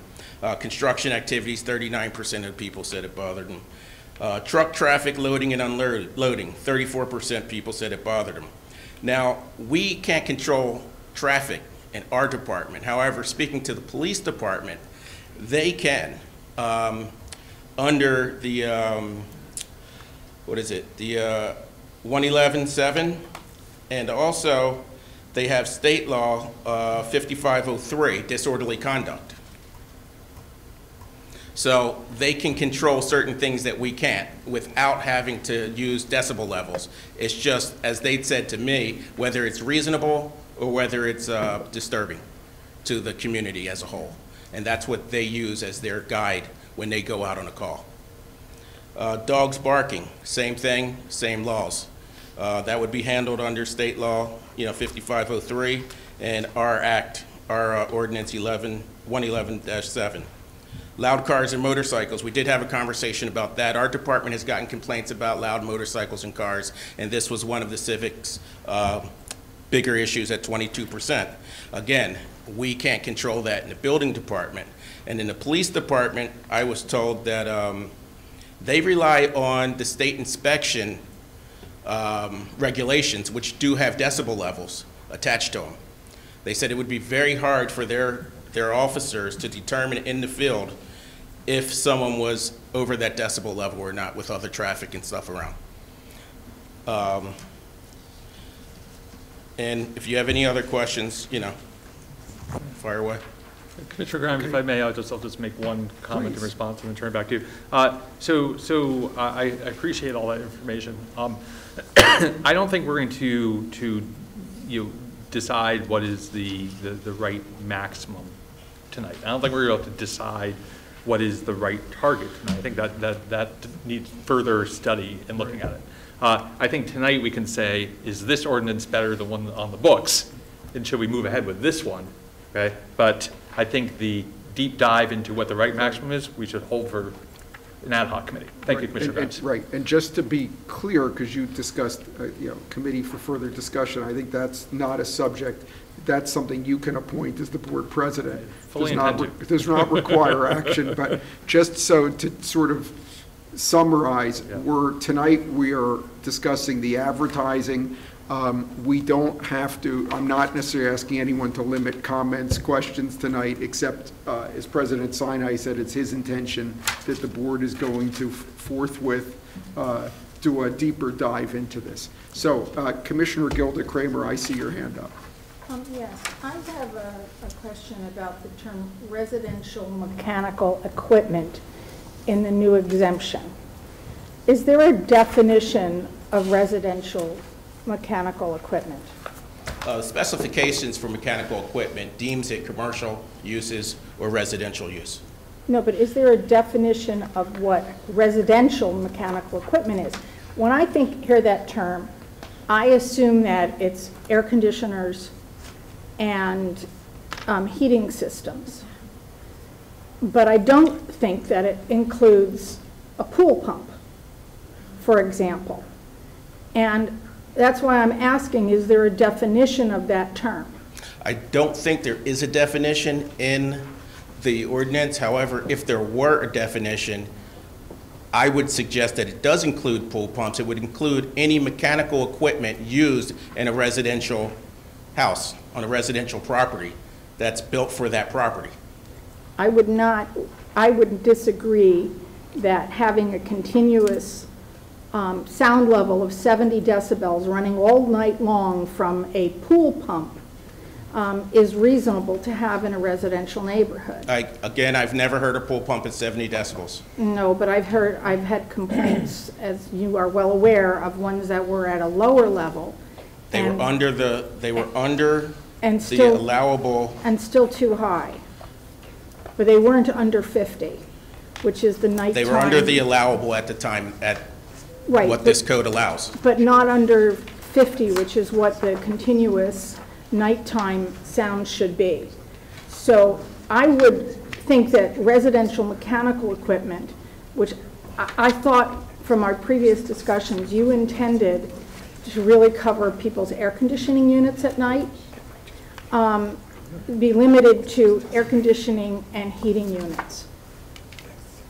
And at the appropriate time, I'd like to move to amend it. Again, if I may, just to remind you that 70 decibels would only come into play if the background noise was at 65. The background noise in, let's say, Bala Cynwyd on the street we're talking about right now, at that time, was less than 45. So under the new code proposal, the maximum continuous noise would be about 50 decibels. I still think it should be limited, because I don't think that people should be able to run any kind of residential equipment other than what's necessities, which are heating and air conditioning, at really high levels. So I'd like to see that amended, and I would like an opportunity to make that as a friendly amendment, I would hope, at some point. Since we don't have a motion on the table yet. At some point. Yeah, that's fine. Okay. Thank you, Commissioner Kramer. Other commissioners with questions? Vice President Kramer. Thank you. Thank you, Ernest, for this information, and Chris for participating in the call yesterday. And thank you to everyone who came along and shared and educated me on this ordinance proposal. I thought it was a really helpful conversation, and I know that Ardwood Civic worked really hard to pull together a lot of information in short order for us to digest.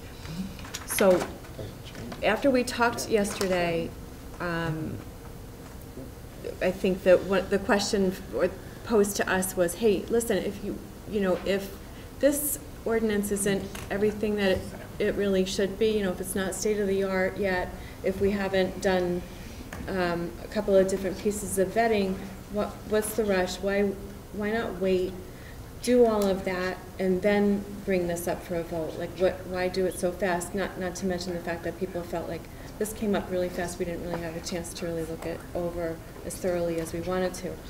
And a number of us talked about that proposal of yours because it is a reasonable request. Why not wait? And I'm now coming down on this side of voting to approve this, and also us having the ad hoc committee to continue to do the vetting and maybe even make this better if we can. The reason that I want to support the new ordinance as it is because it will make things quieter now.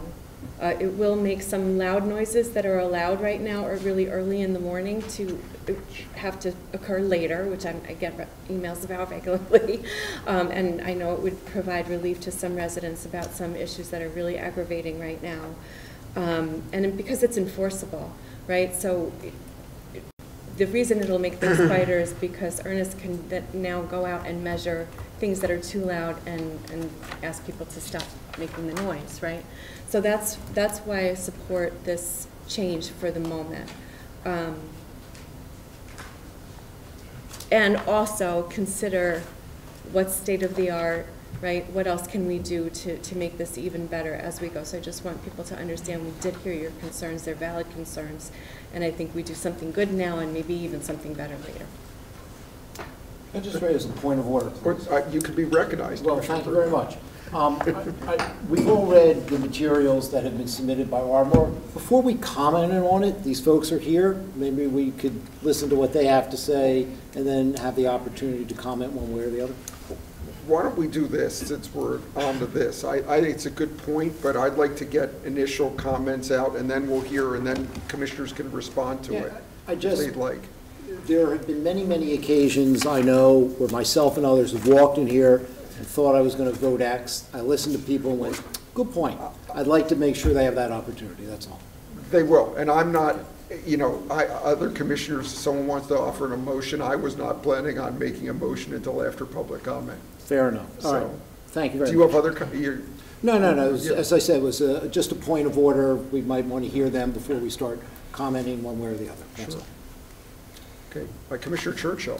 Thank you. I eagerly wait for public comment because to borrow a line from Commissioner Bernheim, explain it to me, as if I was a sixth grader.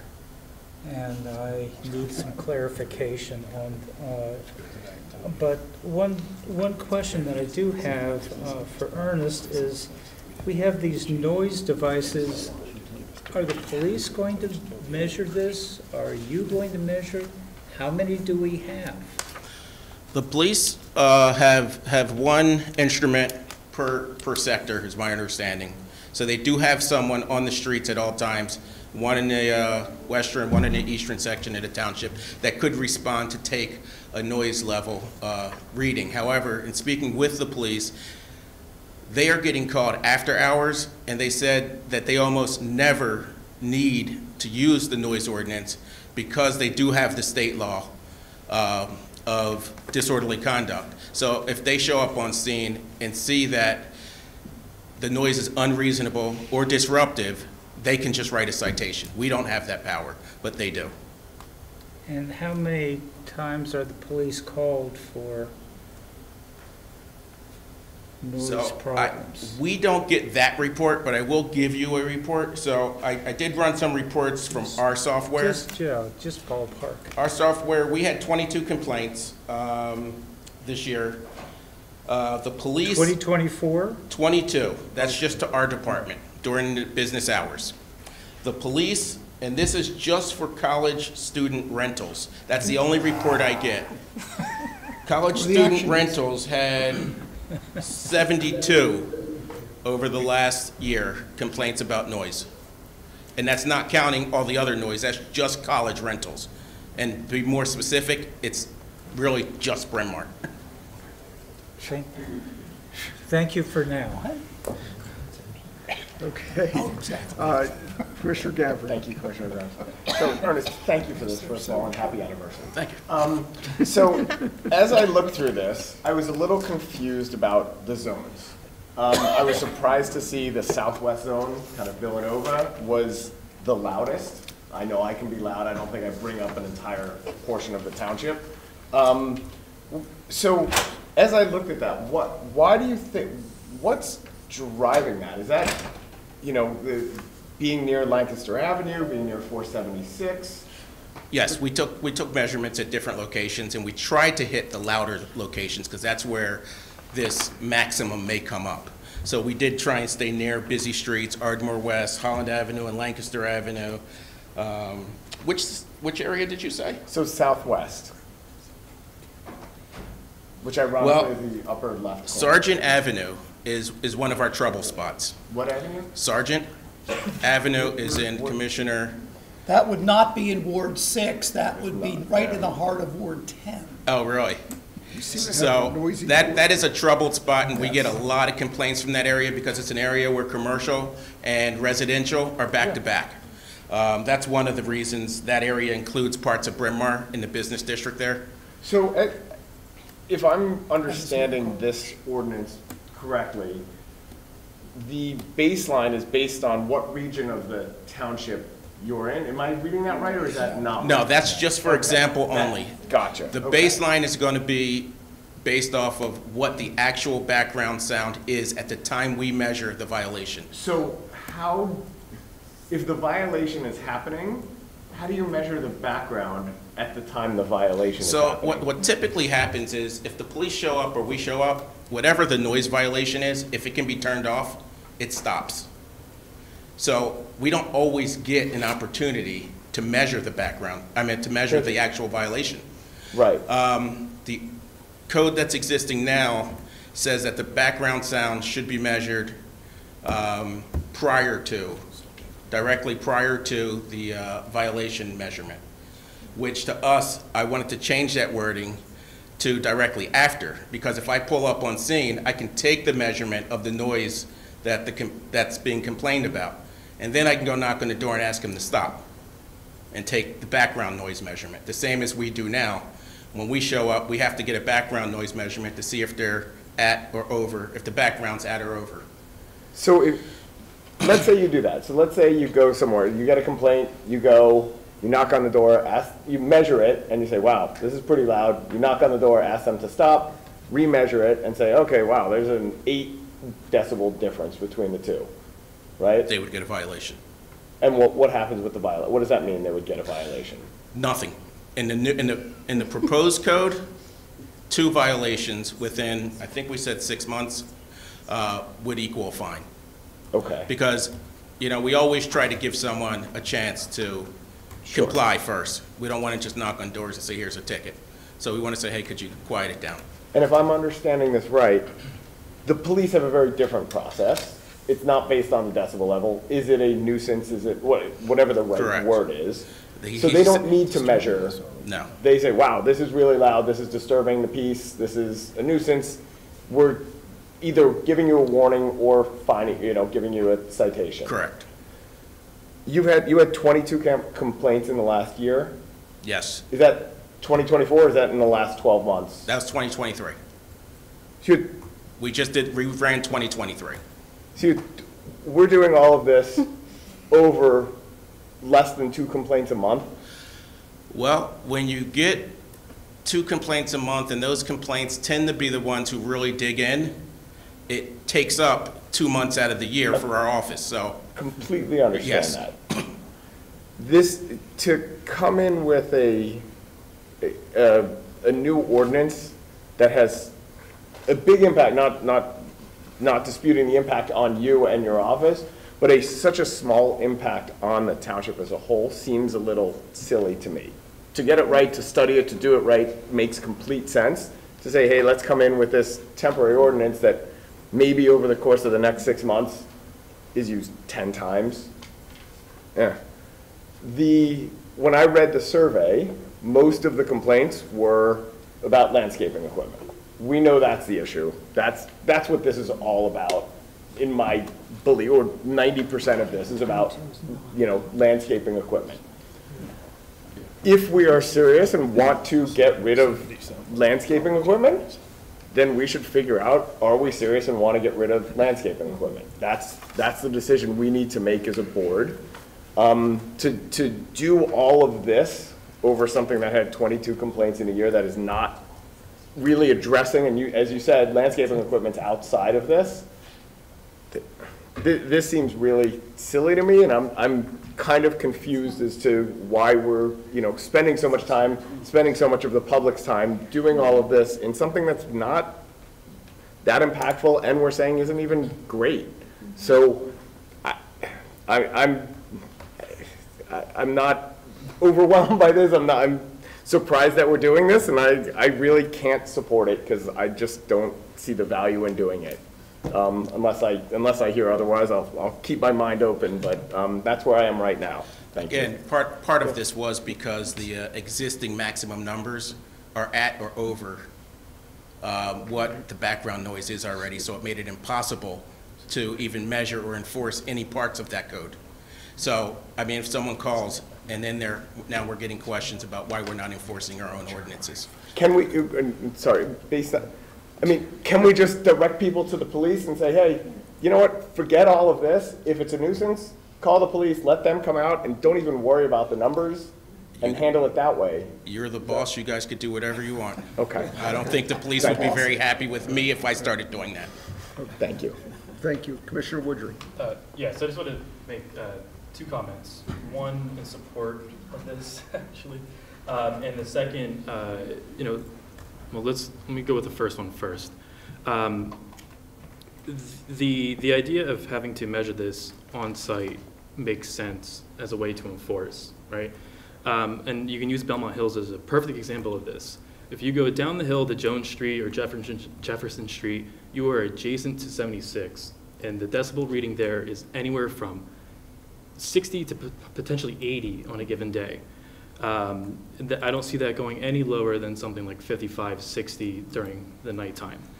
Now, if you go up to the top of the hill, more towards the elementary school where I live, you could easily get 40 decibels in the middle of the day, outside of like lawn equipment and everything.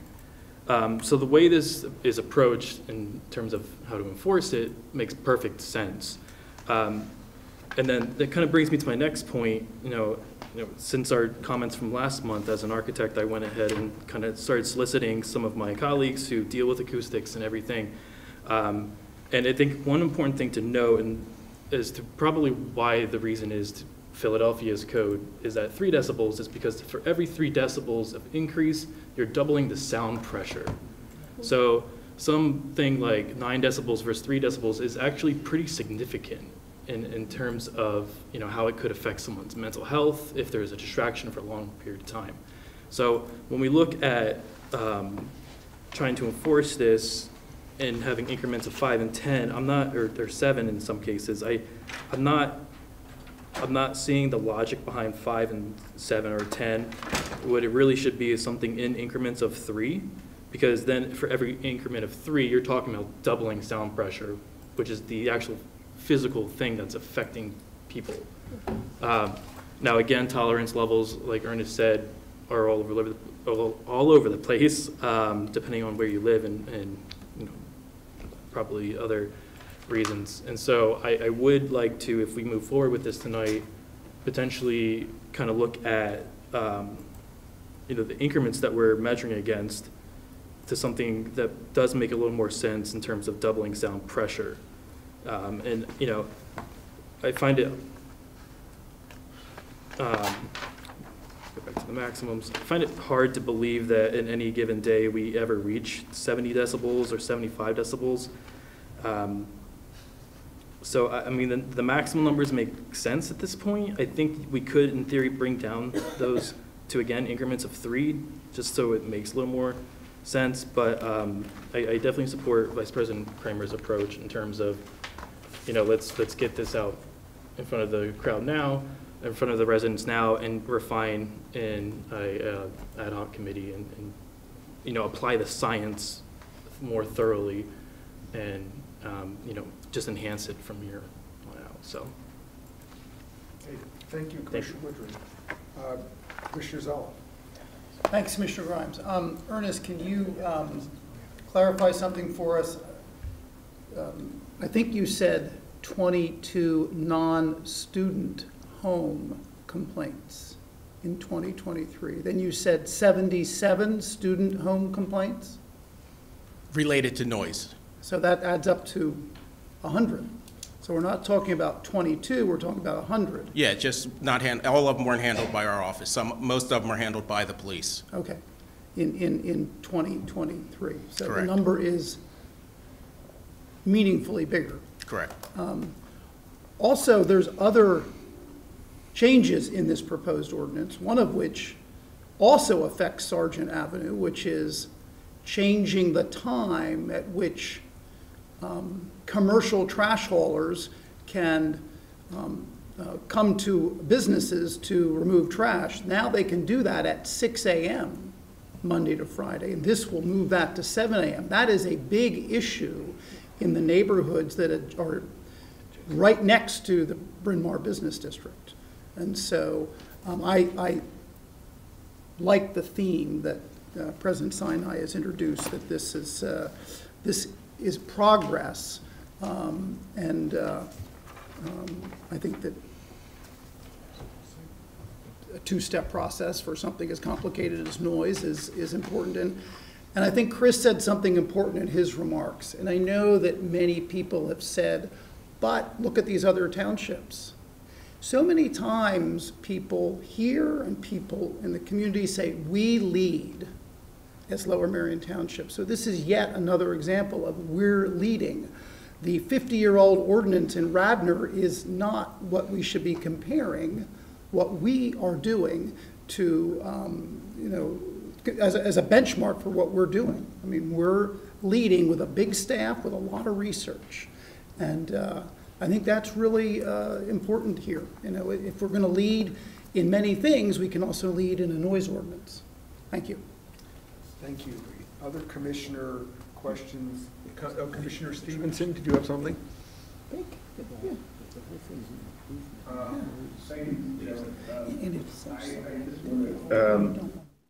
Re-emphasize Vice President Kramer's approach. I think that the members of the Ardmore community, Ardmore Civic, Artwood, have been working diligently to come up with a good understanding and the needs, vantage points from their needs for the community.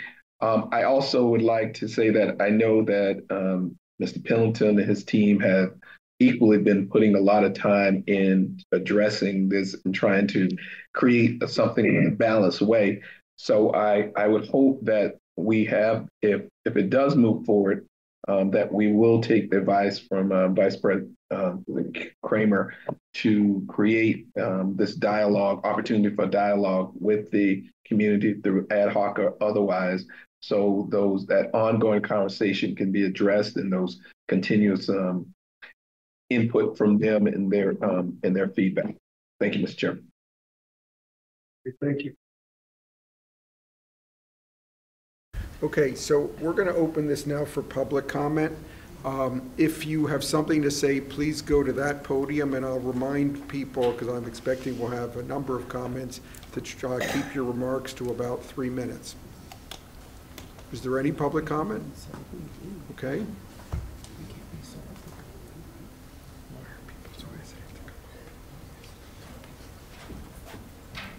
Good evening. My name is Valerie Holliday. I'm an Ardmore resident. I'm a scientist. I'm a geologist and environmental consultant. And I volunteered to be the chair of the Ardwood Civic and Ardmore Progressive Civic Association Noise Ordinance Committee. That's a mouthful. I hate to say this on a noise ordinance. Could you make more noise? Okay, sorry. Is this any better? Yeah. Okay, great. Thank you. I'm not an acoustic engineer, and I don't think anyone else in the room is either, so I feel comfortable. Okay, so I was here to lay out for you the work we've done and our results. And you've been sent our results, and I can tell that a number of you, if not all of you, have looked them over, and we really appreciate that. A lot of time went in. We appreciate Mr. Pendleton and Mr. Leswing already discussing our results. That's great. And I think it frees up a little bit of time to mention some other things. So I will do that. So one of the first things we learned is that the topic of noise and acoustics, et cetera, is really complex. Noise is commonly defined as, quote unquote, unwanted sound. So right off the bat, noise is not a numerical quantitative issue. It is a subjective issue. And so in order to design and effectively enforce a noise ordinance, most communities, and not just decades ago, but in the last decade as well, will look at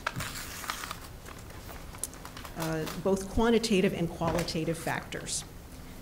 And they do it in the context of a community's needs. The science of acoustics is at the heart of this whole matter, and it is actually a branch of physics. It is technical, it is not intuitive. Sound is measured in decibels, that's on a logarithmic scale. We are all used to linear scales. And linear scales are intuitive to us, logarithmic scales are not. The example everyone is most aware of is the Richter scale for earthquake magnitude. So for sound level, as measured on a sound level meter in decibels, but a human ear perceives noise differently than a sound level meter does. For example, a 10 decibel increase in noise is a 10-fold increase in sound intensity, and that is the energy of the sound. But the human ear will perceive it as twice the volume. Okay, so this is a complex topic, and we went to look for guidance on how these things are done. We did not just look at other ordinances. We looked for what is out there to tell you how to construct an ordinance.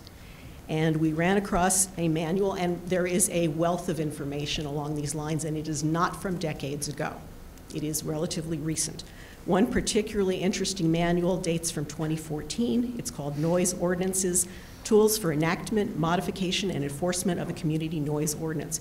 It was authored by a PhD acoustic engineer who was one of the people who advised the US EPA on noise problems and how to write a model noise ordinance.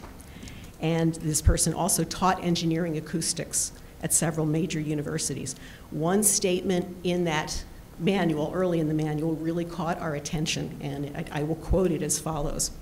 The most successful ordinance is one that contains only those provisions important to the community. It's not a one-size-fits-all situation. And it is not just a one measurement gets you there situation, because noise is a subjective human problem. So we went about trying to find out what our community's needs were. We had over 100, as of this afternoon when I last checked, we had 132 responses to our survey. It was just a simple Google Forms survey. And you have already heard what the results were and what people felt most strongly about, and you can consult our printout of the results, if you need to. So I won't go over that. But I will say that over 60 respondents thoughtfully commented on noise problems in their own neighborhoods. The comments are really well worth your consideration. Neither the current ordinance as it stands, nor the two sets of proposed revisions. There was a set in January, I believe January 3rd, and there was another set that came out that was quite different on this Friday, February 9th. Neither of those revisions, as we know, talked about leaf blowers, or dogs, which were one of the, but the survey respondents certainly did talk about those things. Those things mattered. So we learned that the ordinances use a combination of qualitative and quantitative material. Some of those ordinances originated in the 60s. Most of them have been amended since, okay? So when you look at the first date at the top, that is not necessarily as, the latest anyone looked at the problem. So some of these ordinances use a combination of qualitative and quantitative criteria, and they tailor it to their community, to the needs and the characteristics and the makeup of their community. Some of these ordinances actually recognize that there is more to noise and perception of noise than just the volume in decibels. Things like duration, frequency, wave band, is the noise intermittent or continuous? Is it close by? Is it far away? The distance from the source? These are all factors that can make a sound unwanted or annoying, a nuisance, or even unhealthy. We consulted with an expert acoustics engineer because we are not acoustics engineers, and we wanted to know what his thoughts on this were. And we learned that the measurement of sound levels, particularly background levels, is a complex. It is not simple. It is deceptively simple to think of it as turning on a meter and getting a reading. It actually requires the right methods, the right equipment, as well as making sure your instrument is maintained and calibrated correctly, and that the person operating it has been properly trained to use it. Excuse me, ma'am. I recognize you represent a civic association, so I've given you some extra time, but if you could maybe take about a minute and finish up. Absolutely. Appreciate it. Thank you. Okay, well, if we're going to talk about our existing ordinance, it was amended as recently as 2017. A acoustic engineer performed a study similar to the one you've been hearing about that I believe was performed last summer.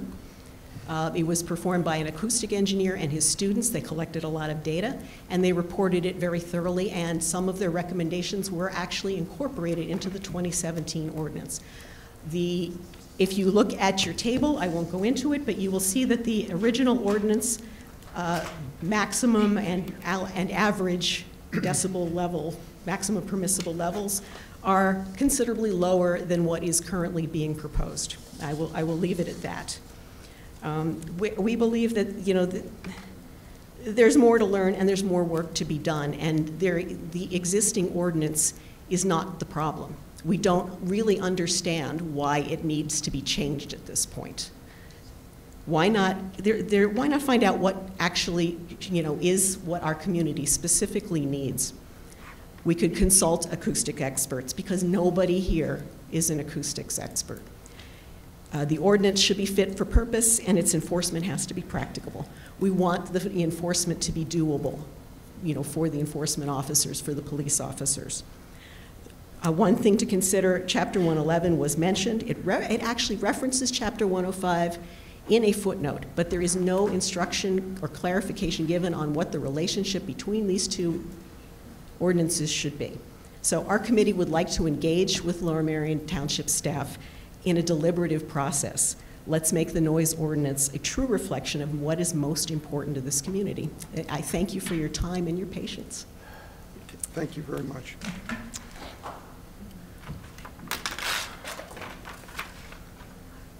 Okay. Next, if I could just ask Ms. Sparrow, would you come up? If you could just be sure to speak into the mic. I'm getting a reaction that some people who are watching on the Zoom can't hear it as well as they'd like to. Okay, thank you. If it's not working, just let me know. Shelby Sparrow from Penwyn, and tonight I'm speaking on behalf of the Federation of Civics. I just want to thank staff and Ernest Pendleton for taking the time to answer some of the questions directly and present some of that information. And I'd like to thank you for recognizing that there's more work to be done on this. The Federation met Monday, and we had this a couple days ago, and we had a robust and informative discussion on the noise ordinance. Ardwood Civic led the conversation, and the information is compelling, and they've done a lot of research. So I'm glad to hear that that's being recognized, and there's more work to be done. So I look forward to that. Separate but related, I would like to restate the Federation's request that future code revisions be available as a comprehensive red line version. I think even Ernest Pendleton mentioned that in his discussion tonight. I have tremendous respect for all of the work by staff that goes into code revisions, and as I said last month, I truly believe this will actually streamline the public process and result in more productive discussions and a stronger code. Ernie McNeely and Chris Leswing have both suggested that a more detailed issue briefing be part of the process going forward. The issue briefing gives an explanation of objectives and intent, and there's an undeniable benefit to that, especially when you're looking at really technical code language. But a huge majority of the issues and litigation that arise from that is if the language in the code doesn't actually reflect the intent, right? So, and sometimes there are discrepancies between the issue briefing and the proposed language that's shown in the ordinance. So this potentially gives misleading understandings and confusion of the actual proposed changes. And all of these inconsistencies really create weaknesses in the code going forward. So if the goal of revisions is to strengthen the code and ensure township objectives, a red line version is a really critical component, as is a detailed issue briefing, but no matter how well that's written, it's really not an adequate substitute for the actual language in its context as it would be, approved and put into actual code. So I'm not sure if I made myself clear with all of that, but thank you for listening. Thank you very much.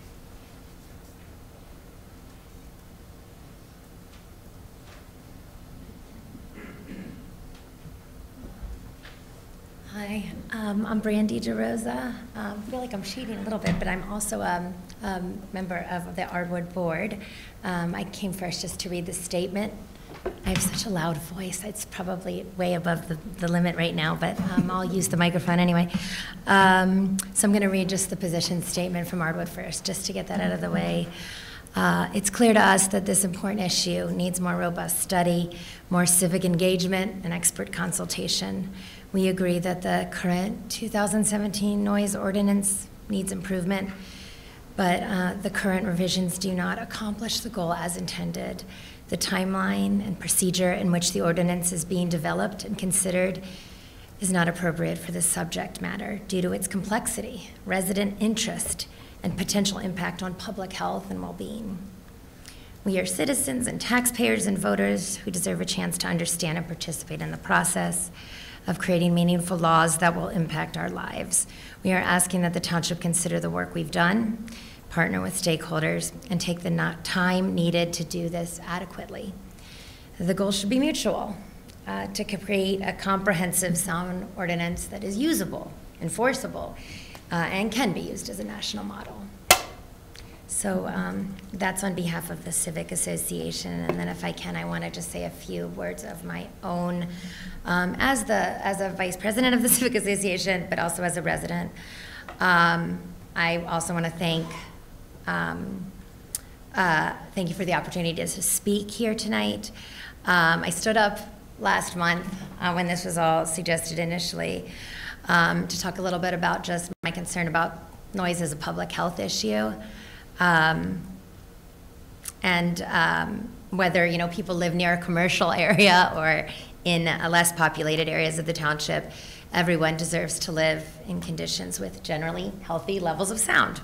So I just want to thank the commissioners and the township staff who listened to that, listened to all of the comments that echoed that, and gave this issue a month to understand and digest the details of the ordinance. And that was it was a lot. And as you heard earlier, that a group worked tirelessly to survey over 120 residents, look at actually create that table that was shown earlier was from the, to try to look and benchmark, not because we don't want to be a leader, but because we want to see what's working in other places. Reading about best practices, hosting an educational meeting with an acoustics. I mean, like what we could accomplish in a month actually just was astounding to me. And I just got to say that seeing an issue garner so much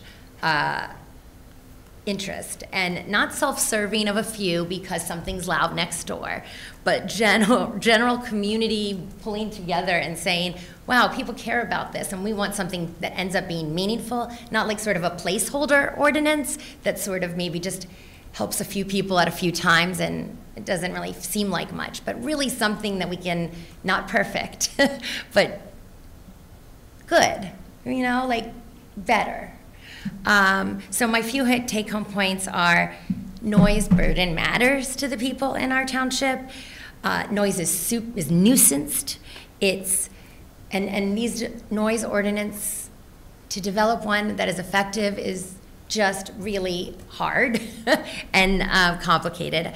I think you're trying to do a lot of things. You're trying to balance being able to measure noise, right, systematically and objectively, but you also have to do it feasibly with equipment that's calibrated, as we said correctly. And when you actually think about this used on the ground, right, we're going to go to go to someone's house. All things matter in a court of law about like how far away you are, which is somewhat addressed, but where you stand in relation to the noise, how far away different landmarks are. I think the approach that's being taken is well-meaning and is well-intentioned, but it overly simplifies what would actually be meaningful and people care about who call in a noise complaint. So I just want to leave you with one thing that I've been thinking about with related to this that no one's brought up. So have you got, like the law, No Child Left Behind. The intent there was super good, right? It was like to make sure that we have a way to actually measure how good people are doing within the educational system and make sure people just aren't being moved on from the different grades, right? So it seems like really good in theory and it's enforceable, but in reality I think many people feel like it was actually not helpful and harmful because people start studying for the test and people started cheating to be able to do the test, and I think, and overall it wasn't meaningful. So that's all we're saying, that's all I'm saying is let's come up with something that's meaningful, that's not just easy and expedited, but makes sense. And I think we're in a great position to partner with you, and we are not trying to be contentious. We're just trying to say, let's work together in a systematic fashion to get this right. Thanks. Thank you. Any other so let me just say, as others come up, you don't have to sit in your seat to come up. There are seats in the front just to make this go a little faster. I would also remind people are making very valuable comments, but it's somewhat unfair. First of all, I don't like to ask anyone to wrap it up. I prefer if people would respect somewhat the time limits we've requested. So go ahead, sir. Absolutely, appreciate it, Commissioner Grimes. David Kremer, I'm from Ardmore. I was part of that subcommittee because I have a vested interest in the noise ordinance. And on one hand, I'm very grateful that this topic has come up. I've personally and collectively researched this an embarrassing amount of time. And I actually feel that I can understand what I believe are some maybe flaws of this proposed overhaul and a few misconceptions that have been stated. Firstly, I just want to reiterate what is the proposed ordinance that we're voting on. I haven't seen a red line set, and that is extremely confusing. I would really appreciate a red line set because we've been talking back and forth about various provisions that may not be included, or they are included, or it's 7 decibels or it's 10 decibels. So please, I just don't know what you guys are voting on tonight. And then additionally, it was stated that this reduces noise across the board. I just want to say that that's not true. It increases noise in commercial districts because the current noise ordinance says you can go 5 decibels above background. This says you can go 7. So just that off the fact. And then also it has several exceptions for mechanical units that didn't exist before, saying that mechanical units can go up to 70 decibels, not max 70, but it can go to 70 and it has no relationship to the background noise, according to the currently written noise ordinance. So there's another point where it's going to be louder than it currently is. According to a scientific study as reported in the New York Times on June 9th, 2023, the increase in risk of dying from a heart attack increased by 4.3% for every 10 decibel increase in road traffic noise. Now, I understand that road traffic noise and some other noise created by vibrant commercial activity cannot be reasonably contained, nor should it, honestly. But we do have the ability to reasonably restrict a lot of other noises, mechanical units, pool pumps, air conditioners. And I really wish you could have been behind my house last night. So one Ardmore lost power and its emergency generator went off, and it associated with the emergency generator, in addition to pumping a lot of diesel fumes into my backyard, which whatever, it's an emergency, fine. It also kicks on 2 mechanical units, which ran for 16 hours straight. So I was able to actually measure these units and to understand exactly what the noise permitted is. And 75 decibels, that noise chart that stated the decibel readings, that's when you put your ear like right up next to the unit.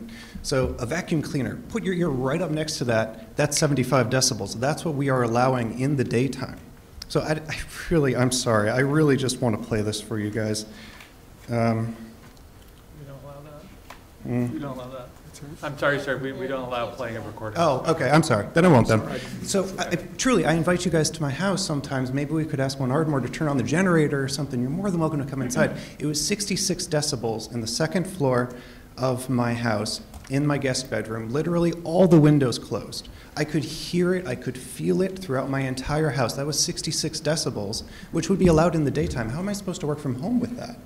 And then at nighttime, it's only 6 decibels above what's permitted. I don't know if we brought it down to 60, so please, please reconsider the maximums, please reconsider the increments, and I really implore you to take advantage of pre-existing knowledge that has been studied by scientists very recently, very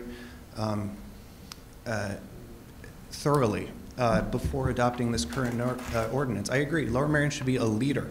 So let's lead in the process as opposed to adopting something half-baked just because it's slightly more enforceable. If we're worried about the maximums, then let's just reduce the permitted maximums currently in the daytime and nighttime.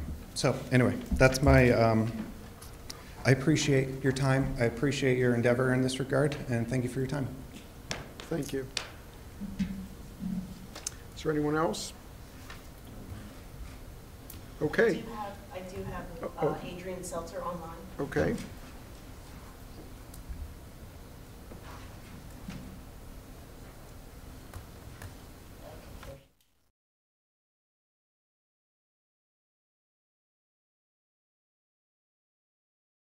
Sorry, we're waiting. Did you want to make a quick comment? Because we finished, I'll let you go there. That's why I asked for public comment. I have no idea what you just Seltzer is letter.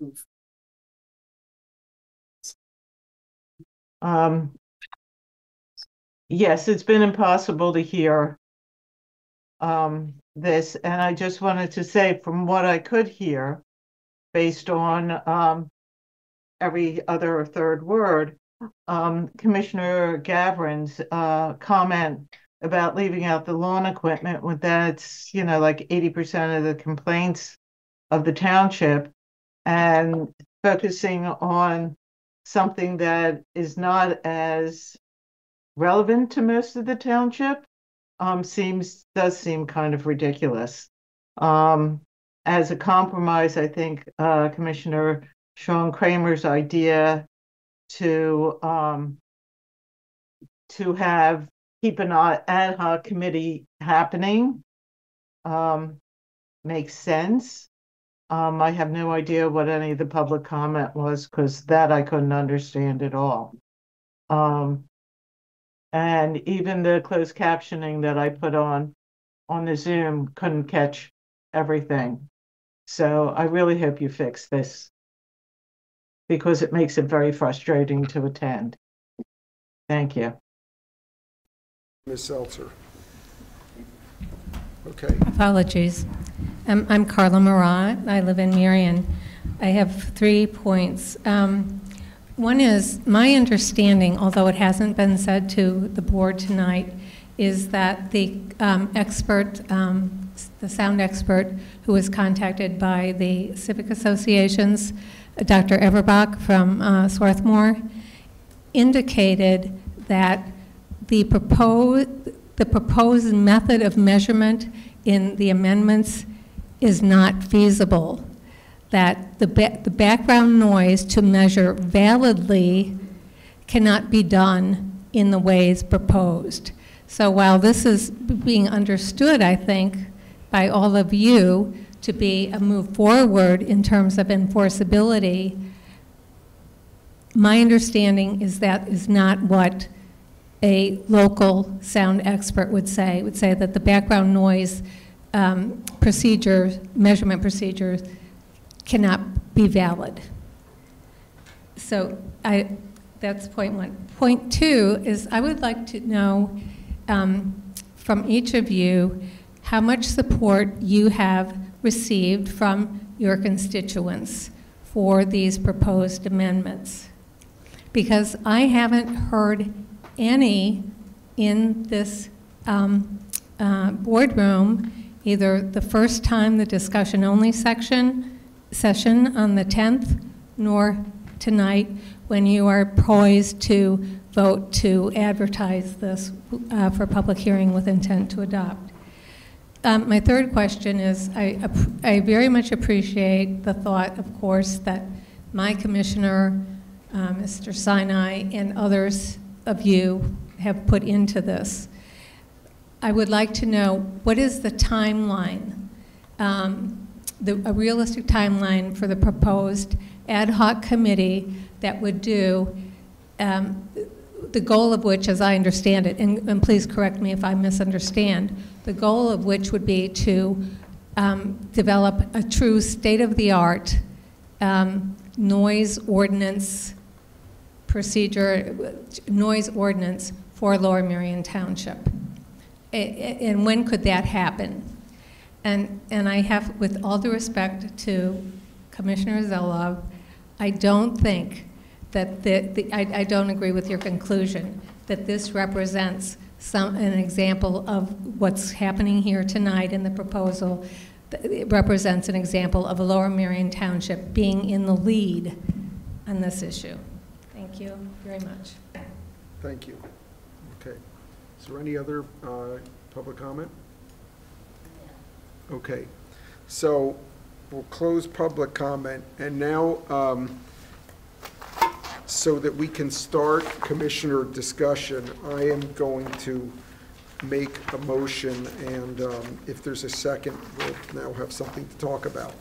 I am going to move to recommend to the Board of Commissioners authorizing the Township Secretary to advertise a public hearing and notice of intent to adopt an ordinance to amend the Code of the Township of Lower Merion, Chapter 105, entitled Noise and Exterior Lighting, Article 2, Noise, to amend the regulations as set forth in our agenda. Is there a second? Thank you, Vice President Kramer. Okay.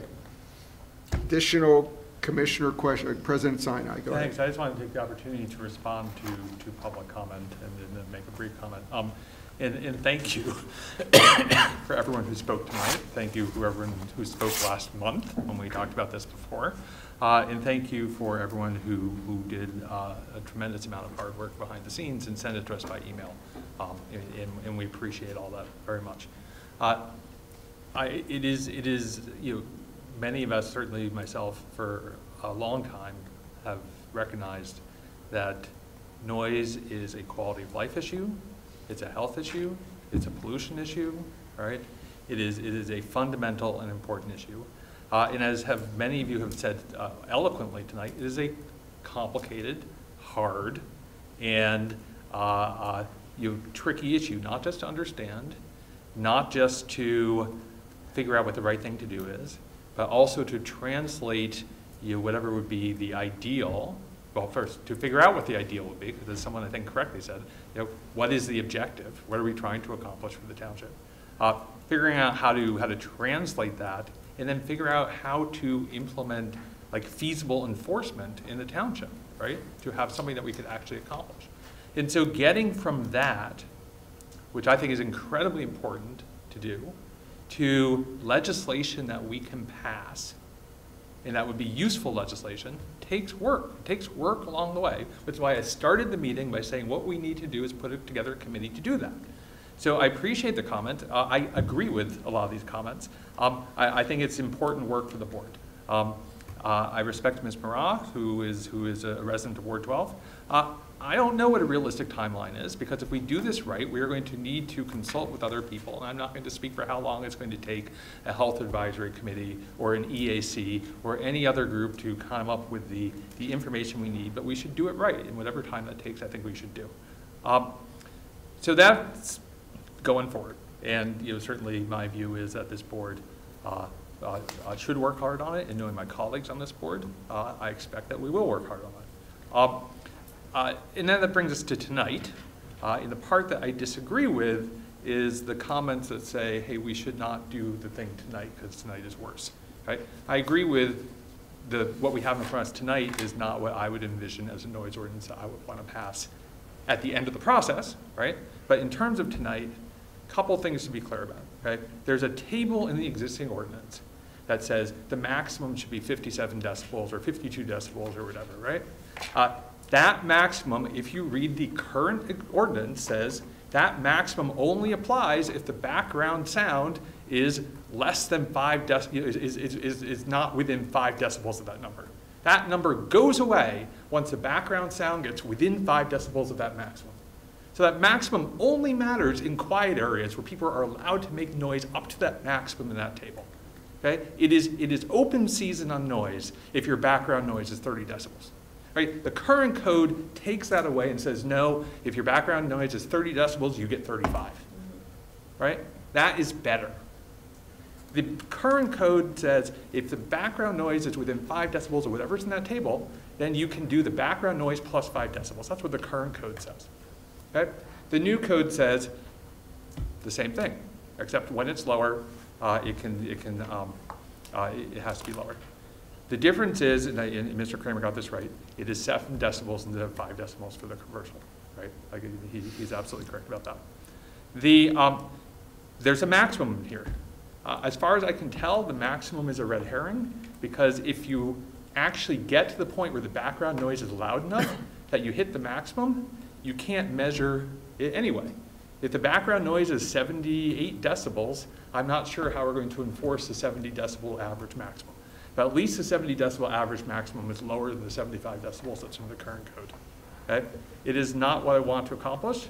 In the end, I think it is an improvement over what we have right now. I think it's a meaningful improvement. And given I could not give Ms. Marat a timeline for what doing it right takes, I like this in the interim. Anyway, thank you for that. Okay, thank you. Commissioner Gilder-Kramer. Yes, I'd like to propose an amendment to the term residential mechanical equipment to limit it to heating and air conditioning equipment. And the reason for this is that there are a lot of things that are residential mechanical equipment. A television is a residential piece of residential mechanical equipment. A stereo system is residential mechanical equipment. Especially if it's built into your house. So you could have your windows open and blaring it 24 hours a day at 70 decibels under this definition.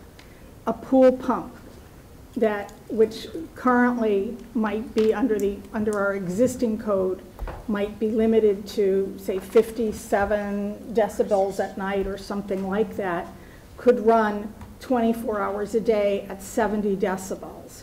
So this really is an increase in the noise levels. You've got an exception here that can swallow the rule, and I think that exception needs to be narrowed. So I'm asking that we limit it to heating and air conditioning equipment, which is what people absolutely need to have. So to be clear, this would be subsection 10? If you look at page 70. It's on, I'm looking on page 66, but it may appear I'm on looking page at- 70 Yeah, I'm looking at the also. ordinance. It would look like subsection 10, you want to change residential mechanical equipment just to, And yes, so it'll be Air residential, conditioning. air conditioning, and heating equipment okay. What page? on page 70 in subpart 10. So, does anyone have, you want to say May I just something? offer something? I think the issues briefing gets a little confusing there. There's a point when if you go to page 67, the actual staff recommendation, so 66 is working through all the ideas. When you get to 67, the second bullet from the bottom is that mechanical equipment must meet the limits set forth in 105.3, so it's not differentiating them. I think that addresses your concern. So it just needs to comply with whatever the sound is. It's not exempting anything out. We're putting that all in and saying it all has to comply. But I could see There's an reading our ambiguity. memo that we didn't quite convey that as clearly. There's as a we real ambiguity because you've got an exception that permits it, that seems to override 105.3. Well, I mean, your motion is on the table. Right. I'm asking if you accept it as a friendly amendment. I'm reluctant, because I want to see if commissioners have comments or questions. I'm reluctant to accept it as a friendly amendment, but for purposes of discussion, I'll second it. So, are there, Commissioner Churchill, do you want to say something? Yes. What about, does this affect lawnmowers, leaf blowers? No. That, No. I don't, that's Okay. not residential mechanical equipment. Well, Well, someone could make a case. Okay. yeah. Okay, other commissioner, this is on the amendment now. Are there other, yes, President Sinai. I just have a question for Chris. For Chris, or Ernie. So I shared Commissioner Kramer's confusion. I mean, one of the issues we had was that the things that are in the front in the issue brief for the corrections for the ordinance are not, they're not in the language that was there. What was there is a language from a month ago because you didn't have specific amendments. We didn't make it a month ago. We didn't discuss it, right? Once we do this tonight, before the board actually votes on advertising next week, will we actually get that so everyone can see what the full version is? Okay, Yes. our secretary is saying yes. Okay, that's going to be She is important. boss. The She earliest, says we the will have earlier we can see that would be helpful, Yes. because I think there's a lot of stuff in here that staff said, hey, we're going to fix the stuff that's in the language. Correct. And we haven't seen the exact fixes. We're just saying, yeah, we like those fixes. And we see Okay. that's Okay. challenging, yes. Thank you very much. Thank you, Commissioner Kramer. Okay. Commissioner Gavin. So I think Commissioner Kramer's point is well taken. I just don't know if heating and air conditioning are the only things that are super important, right? If somebody's hooked up to a ventilator and it's a really loud vent, I have no idea if that's a realistic example or a terrible example, or a generator, like how does a generator work? And I heard public comment before, generators are a real problem. I don't know what the answer is, because if power's out, generators are super important, but they're incredibly loud. We have to figure that out. So I don't want to accidentally exempt that. Sometimes running a pool, I don't have a pool, but I know running a pool pump, if there is a flood and mud goes into the pool, you might have to run a pool pump for 48 straight hours, or else risk $50,000 of damage to your pool. I don't know if that's the case. I don't know if we know enough to say these are the only two exceptions that we should be including. So I'm not inclined to support it just because the point is well taken, but I just don't know that that's the right way to handle it or not. Thank you.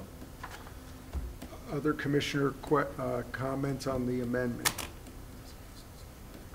Okay. Could we get a comment from staff who would have to enforce one way or the other? Because, I appreciate, I believe what I understand Commissioner Kramer's trying to accomplish, but I'm not sure that this limit is really helping the cause. I don't know if Staff? Ernest or Chris had any Help us out here. You're the one in the trenches. Again, I believe that any kind of equipment that is made for residential use, being used on a residential property, is considered residential mechanical equipment. Right. So, but that, So I don't think we can go ahead, I'm sorry. not include it as residential equipment. So a generator. Generators are exempt Right. for emergencies. Use, right. We did put new wording in there for the testing of generators, which we do get complaints about, and how long they can be tested and how often. But there are recommended manufacturer specs on how often a generator should run for diagnostic purposes and for testing. All right, thank you very much. Okay. Anyone else comments on the amendment? Seeing none, we will vote on Commissioner Kramer's amendment. All those in favor of the amendment, raise your hand signifying aye. Just one. Opposed? Abstentions? I see one abstention, so the motion does not carry. Okay. Because I couldn't really hear to have a good understanding. I'm abstaining. He said abstain. Couldn't really hear it. So if I can just ask everybody, because the people on Zoom are having a hard time to hear, you need to lean into your mics and project. Because when Ms. Morale was up at the podium, she was right on that mic and everybody could hear her. Thank you. We're almost done some of the motions. So, any other questions? Look, I just have a question, and I think it was answered about having a comprehensive red line version, and hopefully it would be available next week. Is that what? It will be attached to the board agenda. Okay, and if citizens want to get a copy, can they just contact you, or how is that going to work? It's posted online, and they can certainly contact me. It'll be posted online. The A red line. posted online and sent out to the all subscribers. Thank you. Sure. Okay. Seeing we will vote now on the motion to advertise. All those in favor, please raise your hand signifying aye. Any opposed? Seeing none, one opposed? I'm sorry. Sorry, I'm hard to see. I'm blinded already. Any abstentions? Seeing none, the motion carries. Are you okay with putting this on consent? Okay, so this can go on consent. All right, well, thank you. Our last item on the agenda tonight is for information only. After a welcome hiatus of about 2 years discussing bamboo ordinances, it's back. So just to be clear for anyone who's not familiar, this is for information, which means there will not be a vote on this tonight. It's just to introduce the topic. Right, and I think we're being very responsive to. If I could just interrupt, it's not even on for any discussion, it's just on there so the public has it ahead of the agenda where it will be discussed. Which means under our current rules. This is our new practice of distributing legislation ahead of time to get it out in the public so everybody knows it. It's on the township's website. You start to look at it. It's not for action. It'll come back at a future meeting. This is how we'll start to introduce legislation going forward, so people aren't seeing it on a Friday to be acted on that following Wednesday. Oh, so that's it? That's it. Okay, great. Well, President Sinai, that concludes building and planning. I'm glad it's not 8 o'clock yet. Okay, thank you very much, Commissioner Grimes. And with that, it's the end of the Board of Commissioners meeting for this evening. Have a good night, everyone.